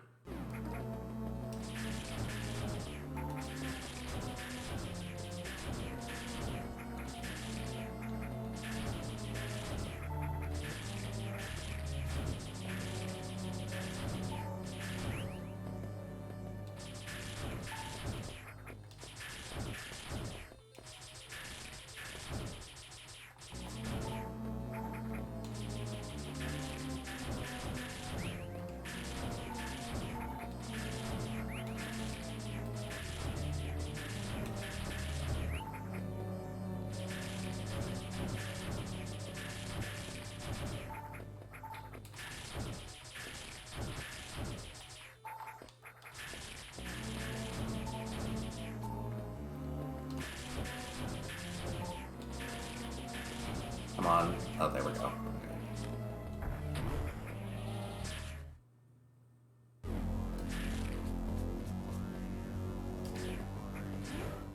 You gotta be kidding me.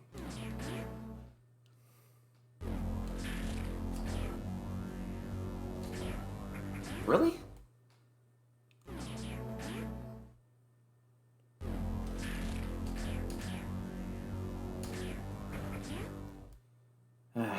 Okay.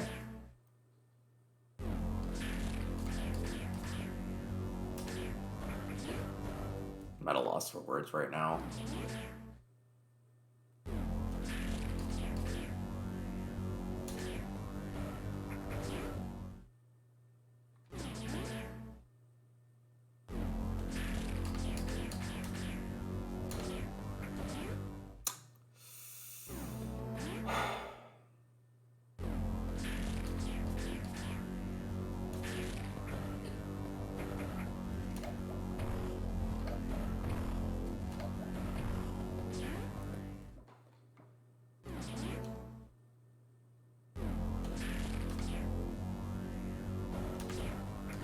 I've never messed this up this bad before.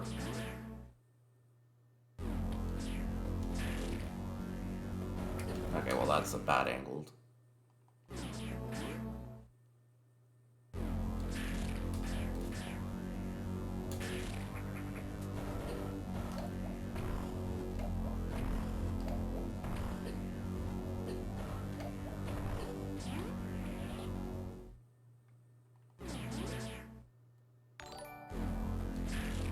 Hey, thank you for the follow.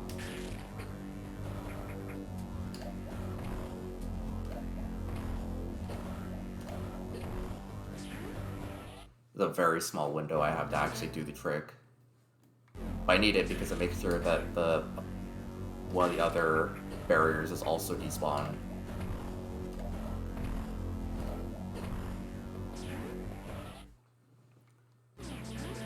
I hate this trick so much.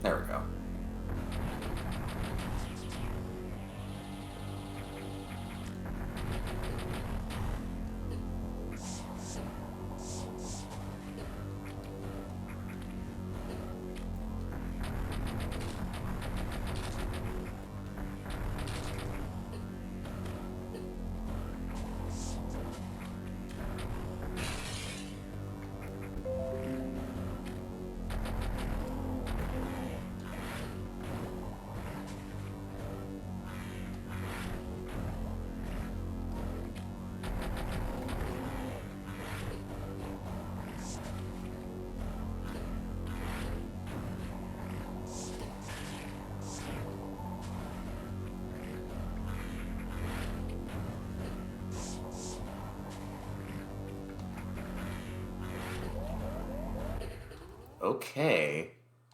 Ouch.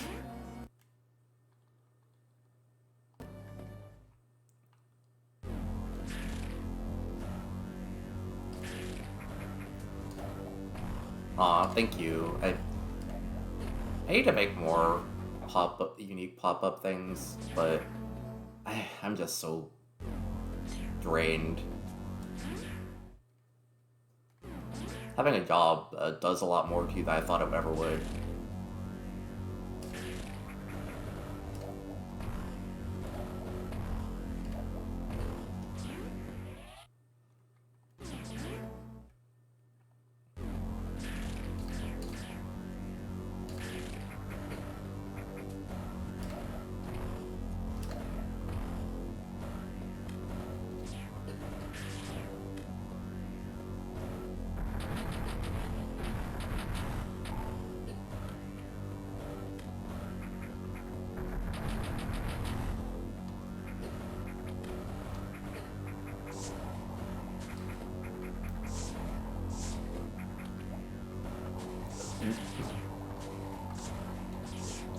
You've got to be kidding me.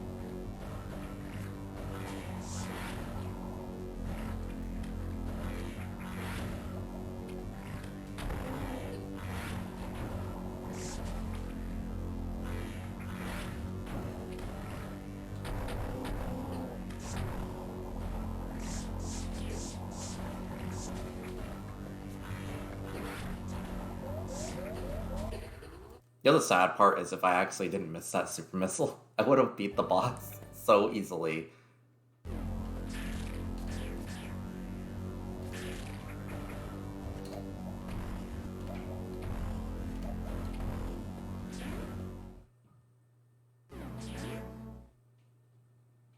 But yeah, this is definitely something I need to stop doing full runs after this and like actually buckle down and just practice this. I really don't want to practice it, but then again, I want to do the runs, so just.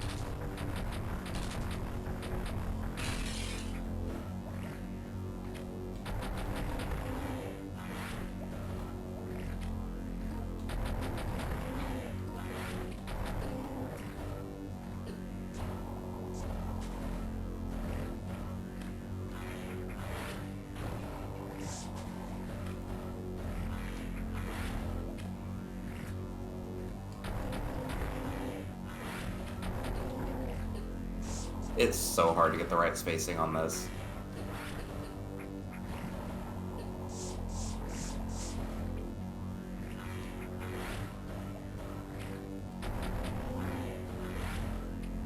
What?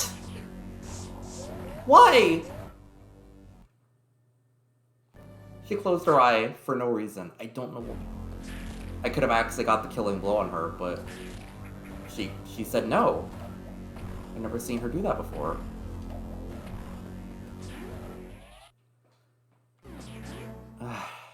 God, that's stupid.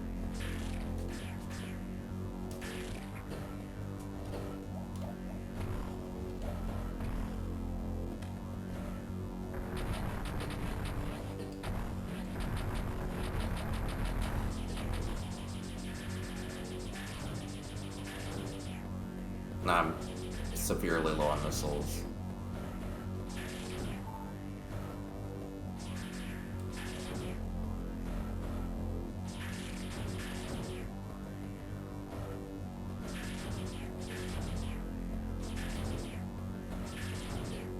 You know what?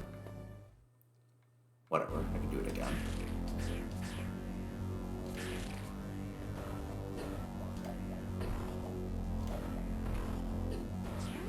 I hate this room so much.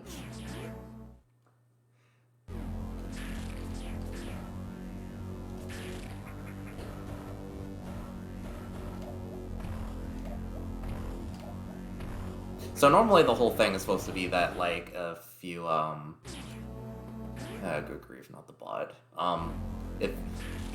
If you fire 5 missiles at her, she closes her eye. If you fire 1 missile, super missile at her, which is equivalent to 5 missiles, she closes her eye. That's why I basically fire 4 normal missiles and then a super missile, because then you're getting 9 DPS on her as opposed to just 5 either way. But I don't know why she just decided to close her eyes after 2 missiles for some reason. I don't know if it's like some secret desperation thing of, you know, just blinking an extra time, but yeah. And that cost me the fight.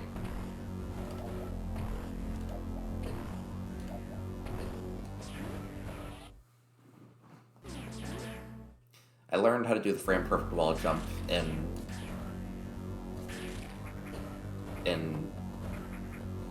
Metroid Dread. I can learn how to do this.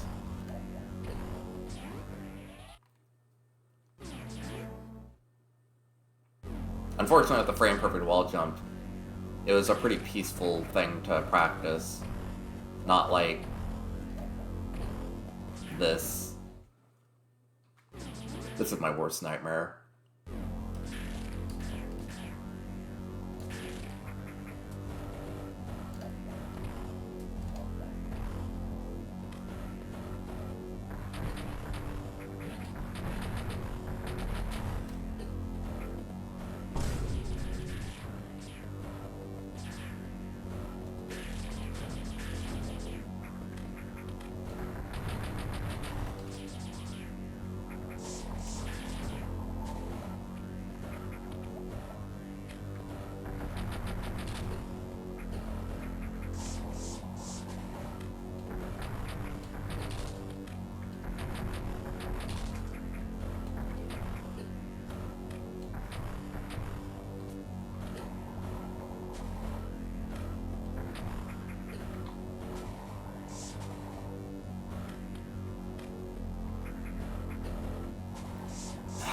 Okay. Not me just instantly getting hit.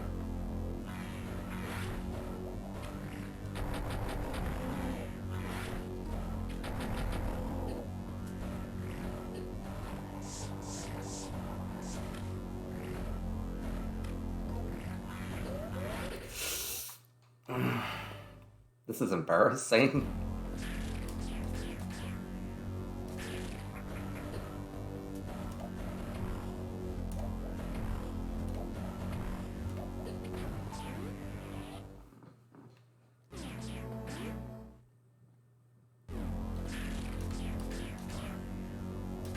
Especially with how good I did it the first time.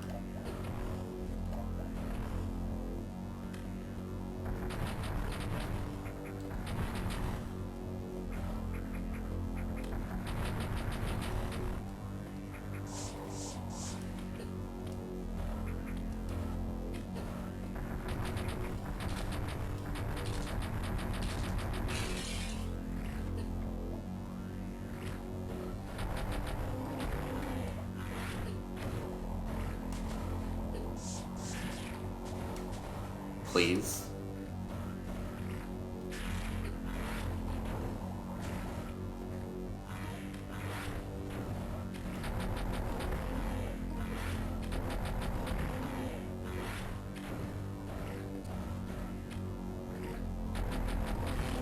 There we go.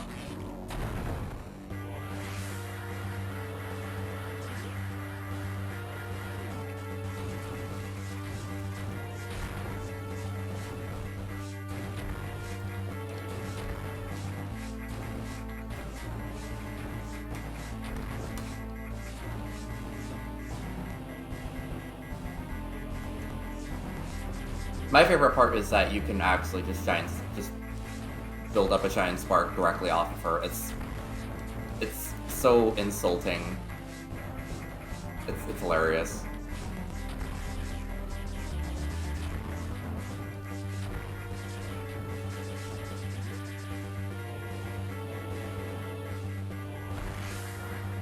Like, I'm gonna kill you, but also I'm gonna use your body for speedrun tech.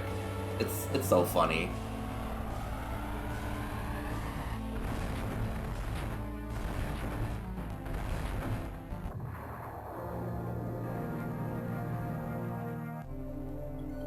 So a Shine Spark is basically an extension of one of her abilities, the Speed Booster. You can see, like, I run against the final boss, like the boss's body, until like basically she like starts like going really fast and lighting up. That's basically what like the Shine Spark is. It just she can like, you know, store that charge from running and then use it to dash in other directions.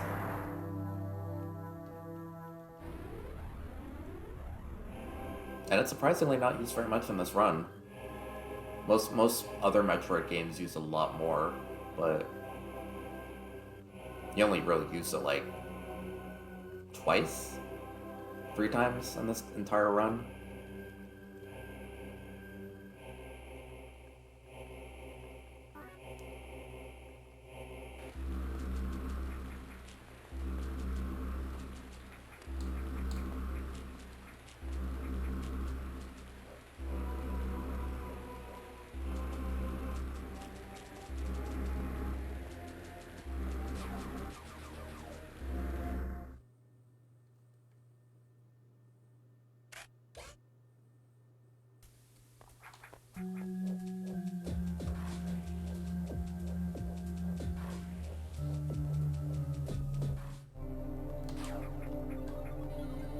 Oops.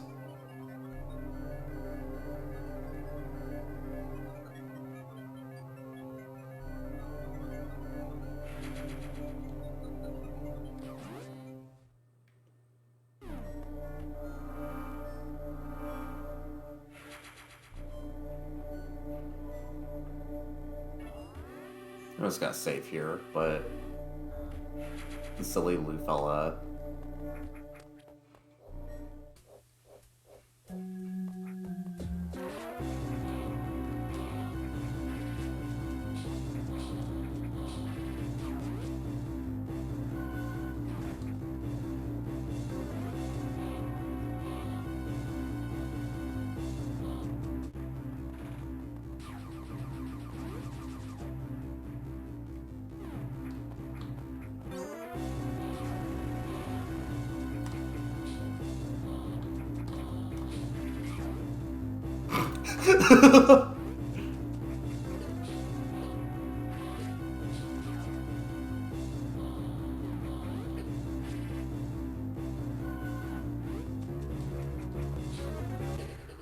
Ah, goddammit.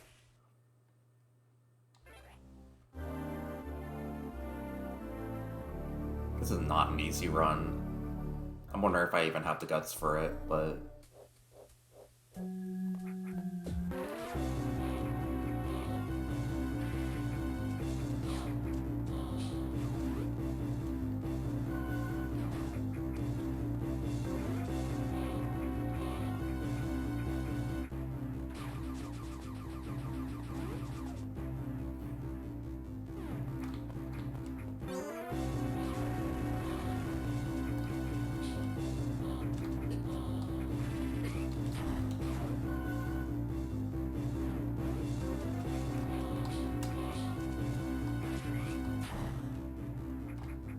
Excellent. Excellent job, guys.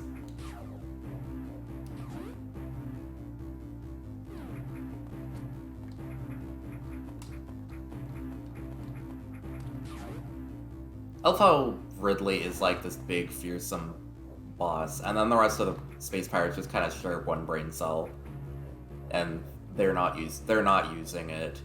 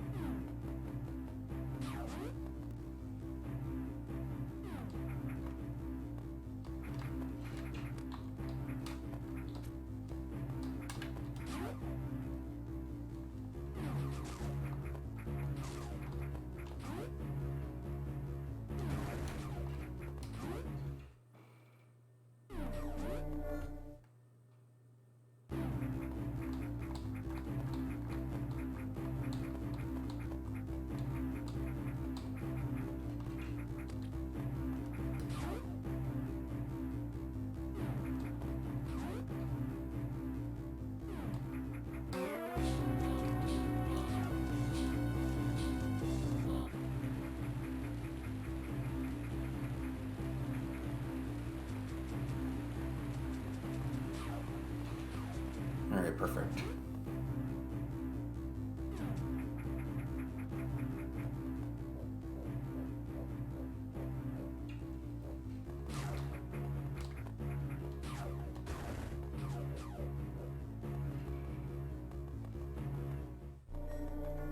I'm gonna save here again, because last time I had a lot of trouble here.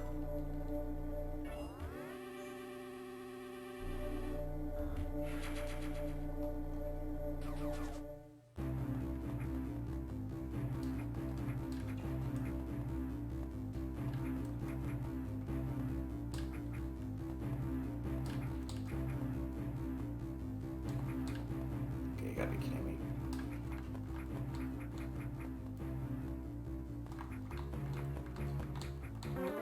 Why is it this room in particular that gives me this much trouble? It's like the only time I need to have this wall jump perfect, and I just can't do it. Like, you can see me sprinkling so many wall jumps throughout the entire game. And this is the one time where I can't.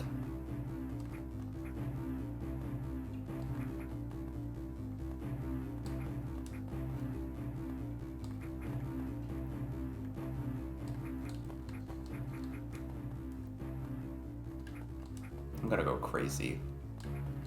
I'm going to go crazy.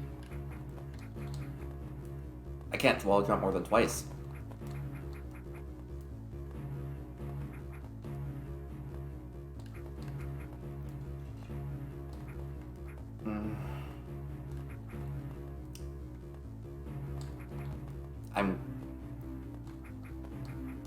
I need to do... The reason I'm kind of resetting this room constantly is because I need to... Just end me, please. At this point, I'm just upset that I cannot do this properly.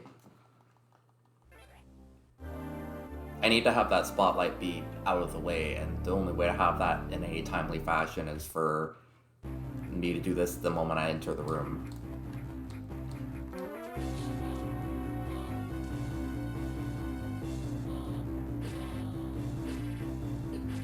At this point, I'm just upset that, like, I'm messing up so consistently here, because it's something I never mess up.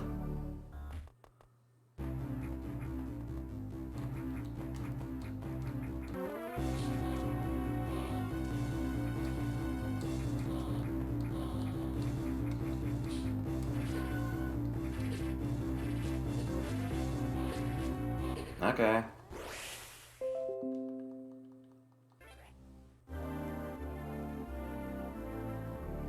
I don't know if it's just bad muscle memory.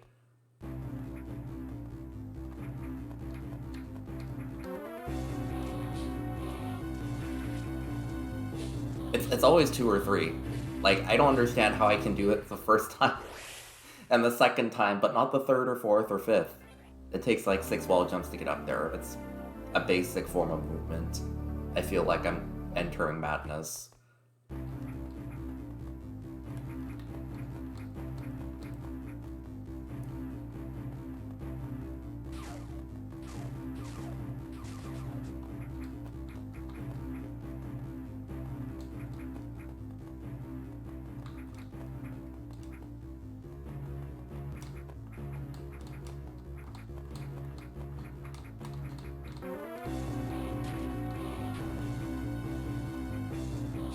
Well, at least this one doesn't have any sort of...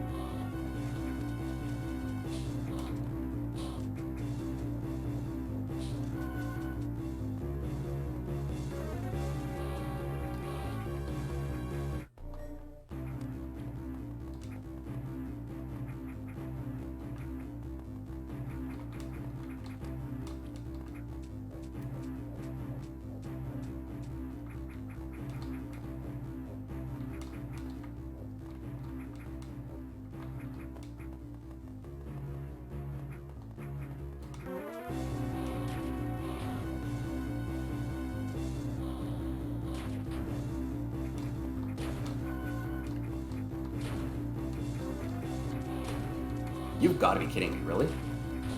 Okay, there we go.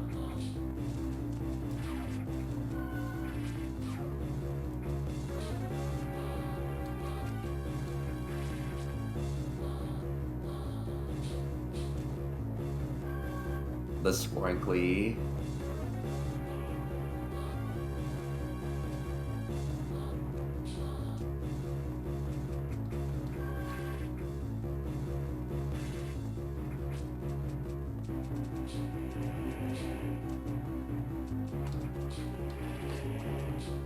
Not here, please. Not here.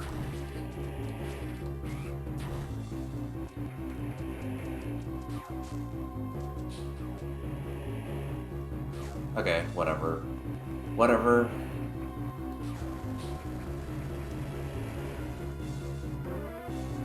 I don't think I've ever heard the full loop of this song.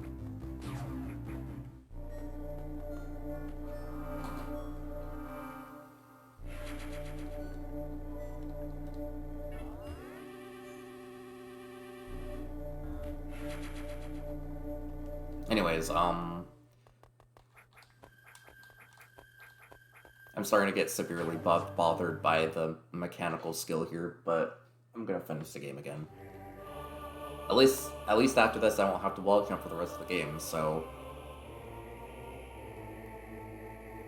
They really just give you that one last gauntlet of having to wall jump so many times. There's just so much in there. Small ones, like ones where you have to scale up an entire... It's a mess.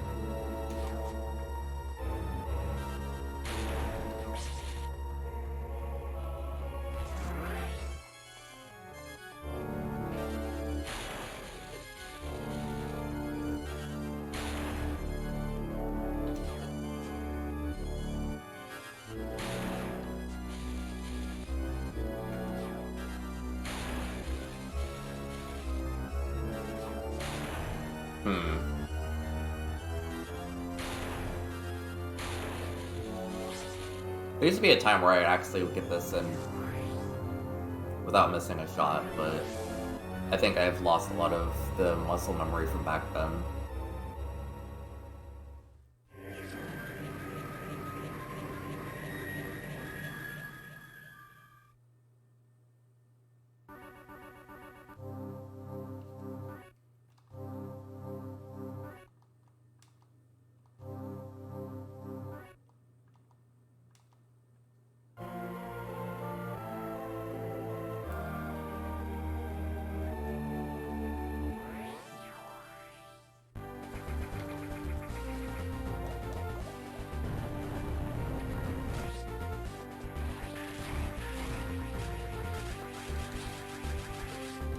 God, really? Okay.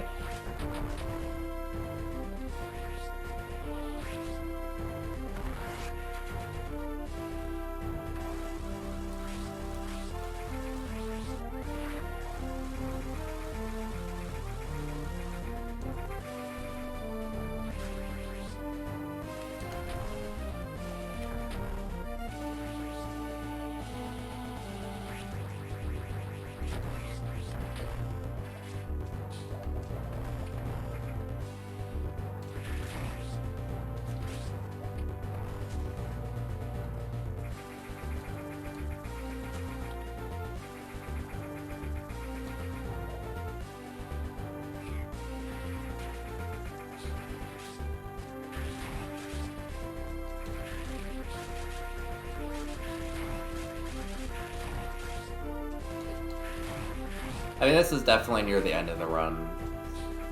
Definitely not how it starts.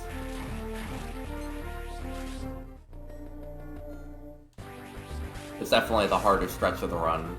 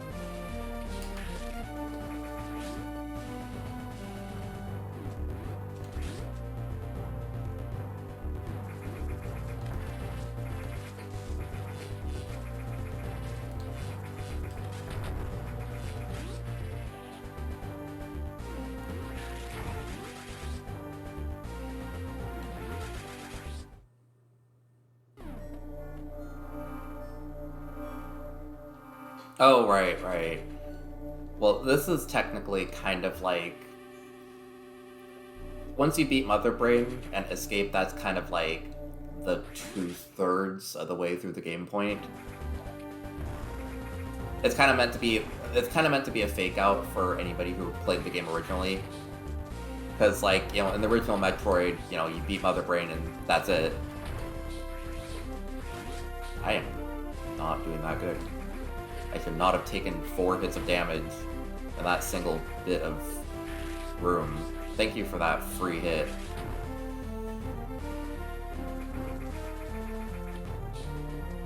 Sometimes I remember that this is a Game Boy Advance game, and Game Boy Advance games do not have screen space.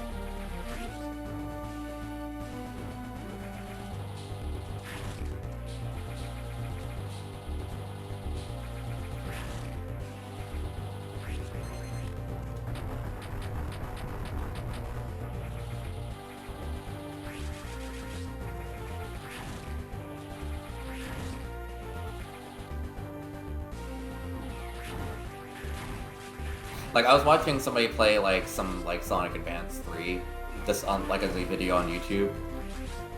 And, like, the important part was just the stuff they were saying. But I just couldn't help but, like, look at the screen and be like, man, Sonic Advance 3 is not that fun to play with that size of a screen. And that's my only takeaway.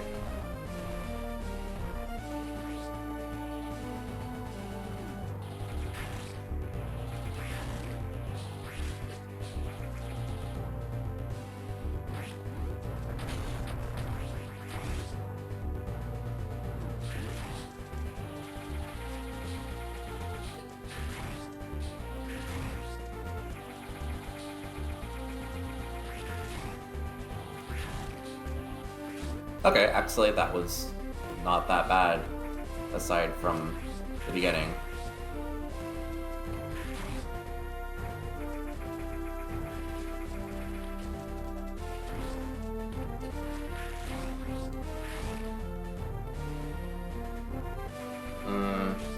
I'll save, just because I don't want to have to do the whole stretch again. In a real run, like, once I get good enough, if I miss the quick kill for Mecha Ridley, it'd be over.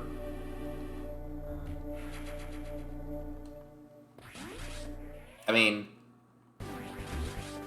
games played in speedrun, which feels most speedrunner friendly to you. I mean, I have to say Sonic CD, just because it's, you know, it's a game that is, you know, it's...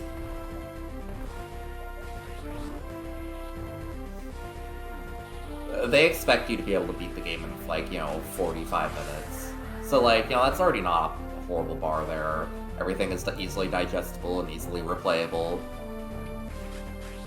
There's no super complex, you know, speedrunner glitches that are super difficult to learn.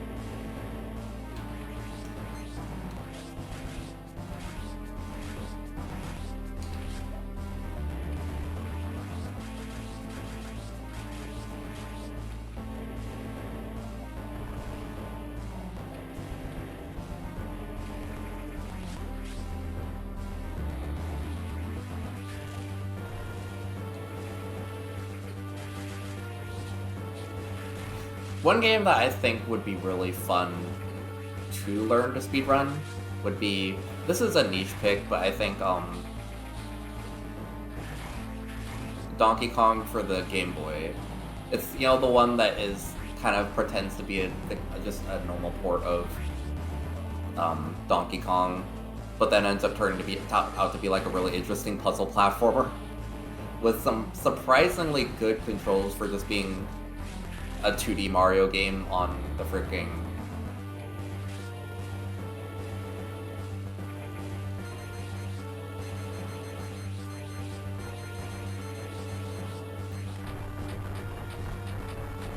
I'm saying like Donkey Kong for the original Game Boy.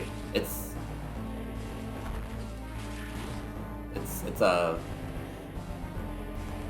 like the precursor to what became the Mario vs. Donkey Kong series, but it's better.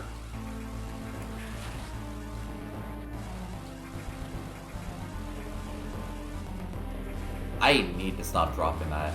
I hate the Shine Spark so much because it's so important, and yet it's so easy. You get one chance at it, and if you don't get it, you fuck off.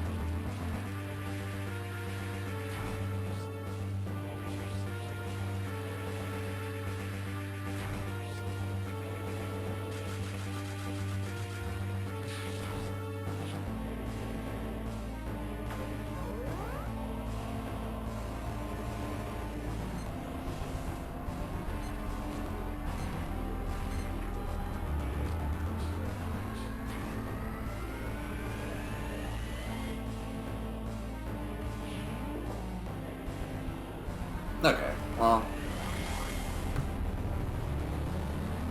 that is my third zero mission.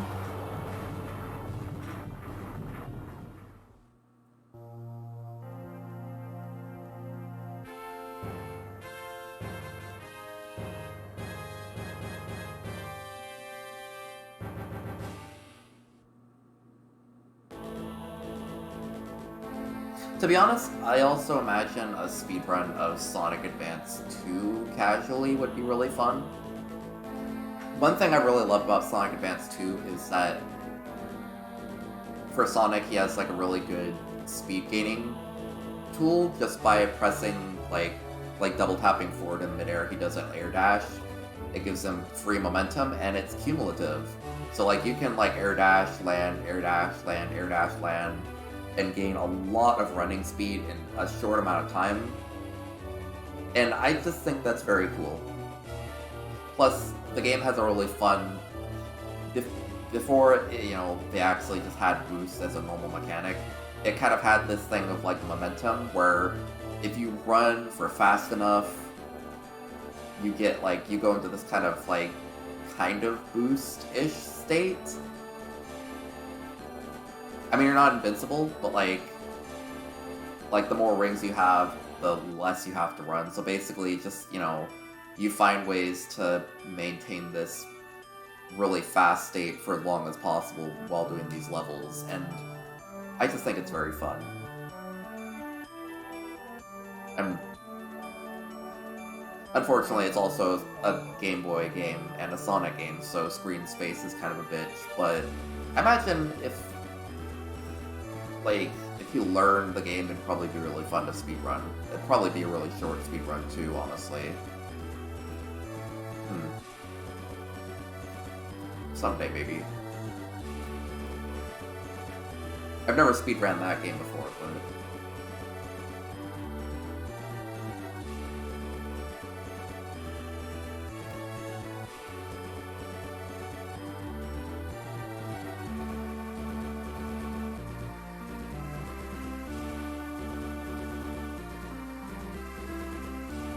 Me noticing I've had my mouse on the screen for the entire time.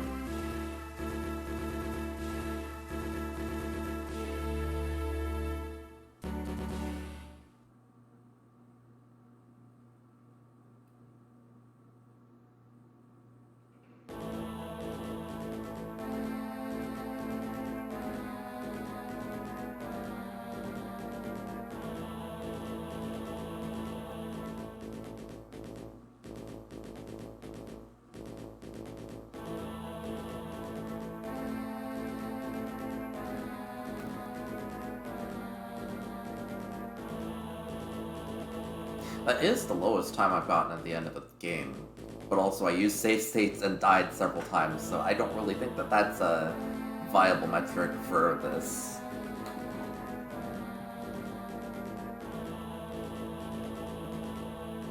But I think that's a good place to end the game. I just kind of wanted to throw this out there because I've been missing streams and I wanted to do something aside from the just normal Kingdom Hearts streams. But hopefully I'll practice this more in my off time and maybe be able to actually do some full runs. Once I get better at the game and I can actually like do it without dying. But thank y'all for hanging around, and I'll see y'all on Monday, hopefully, with Kingdom Hearts. Good night.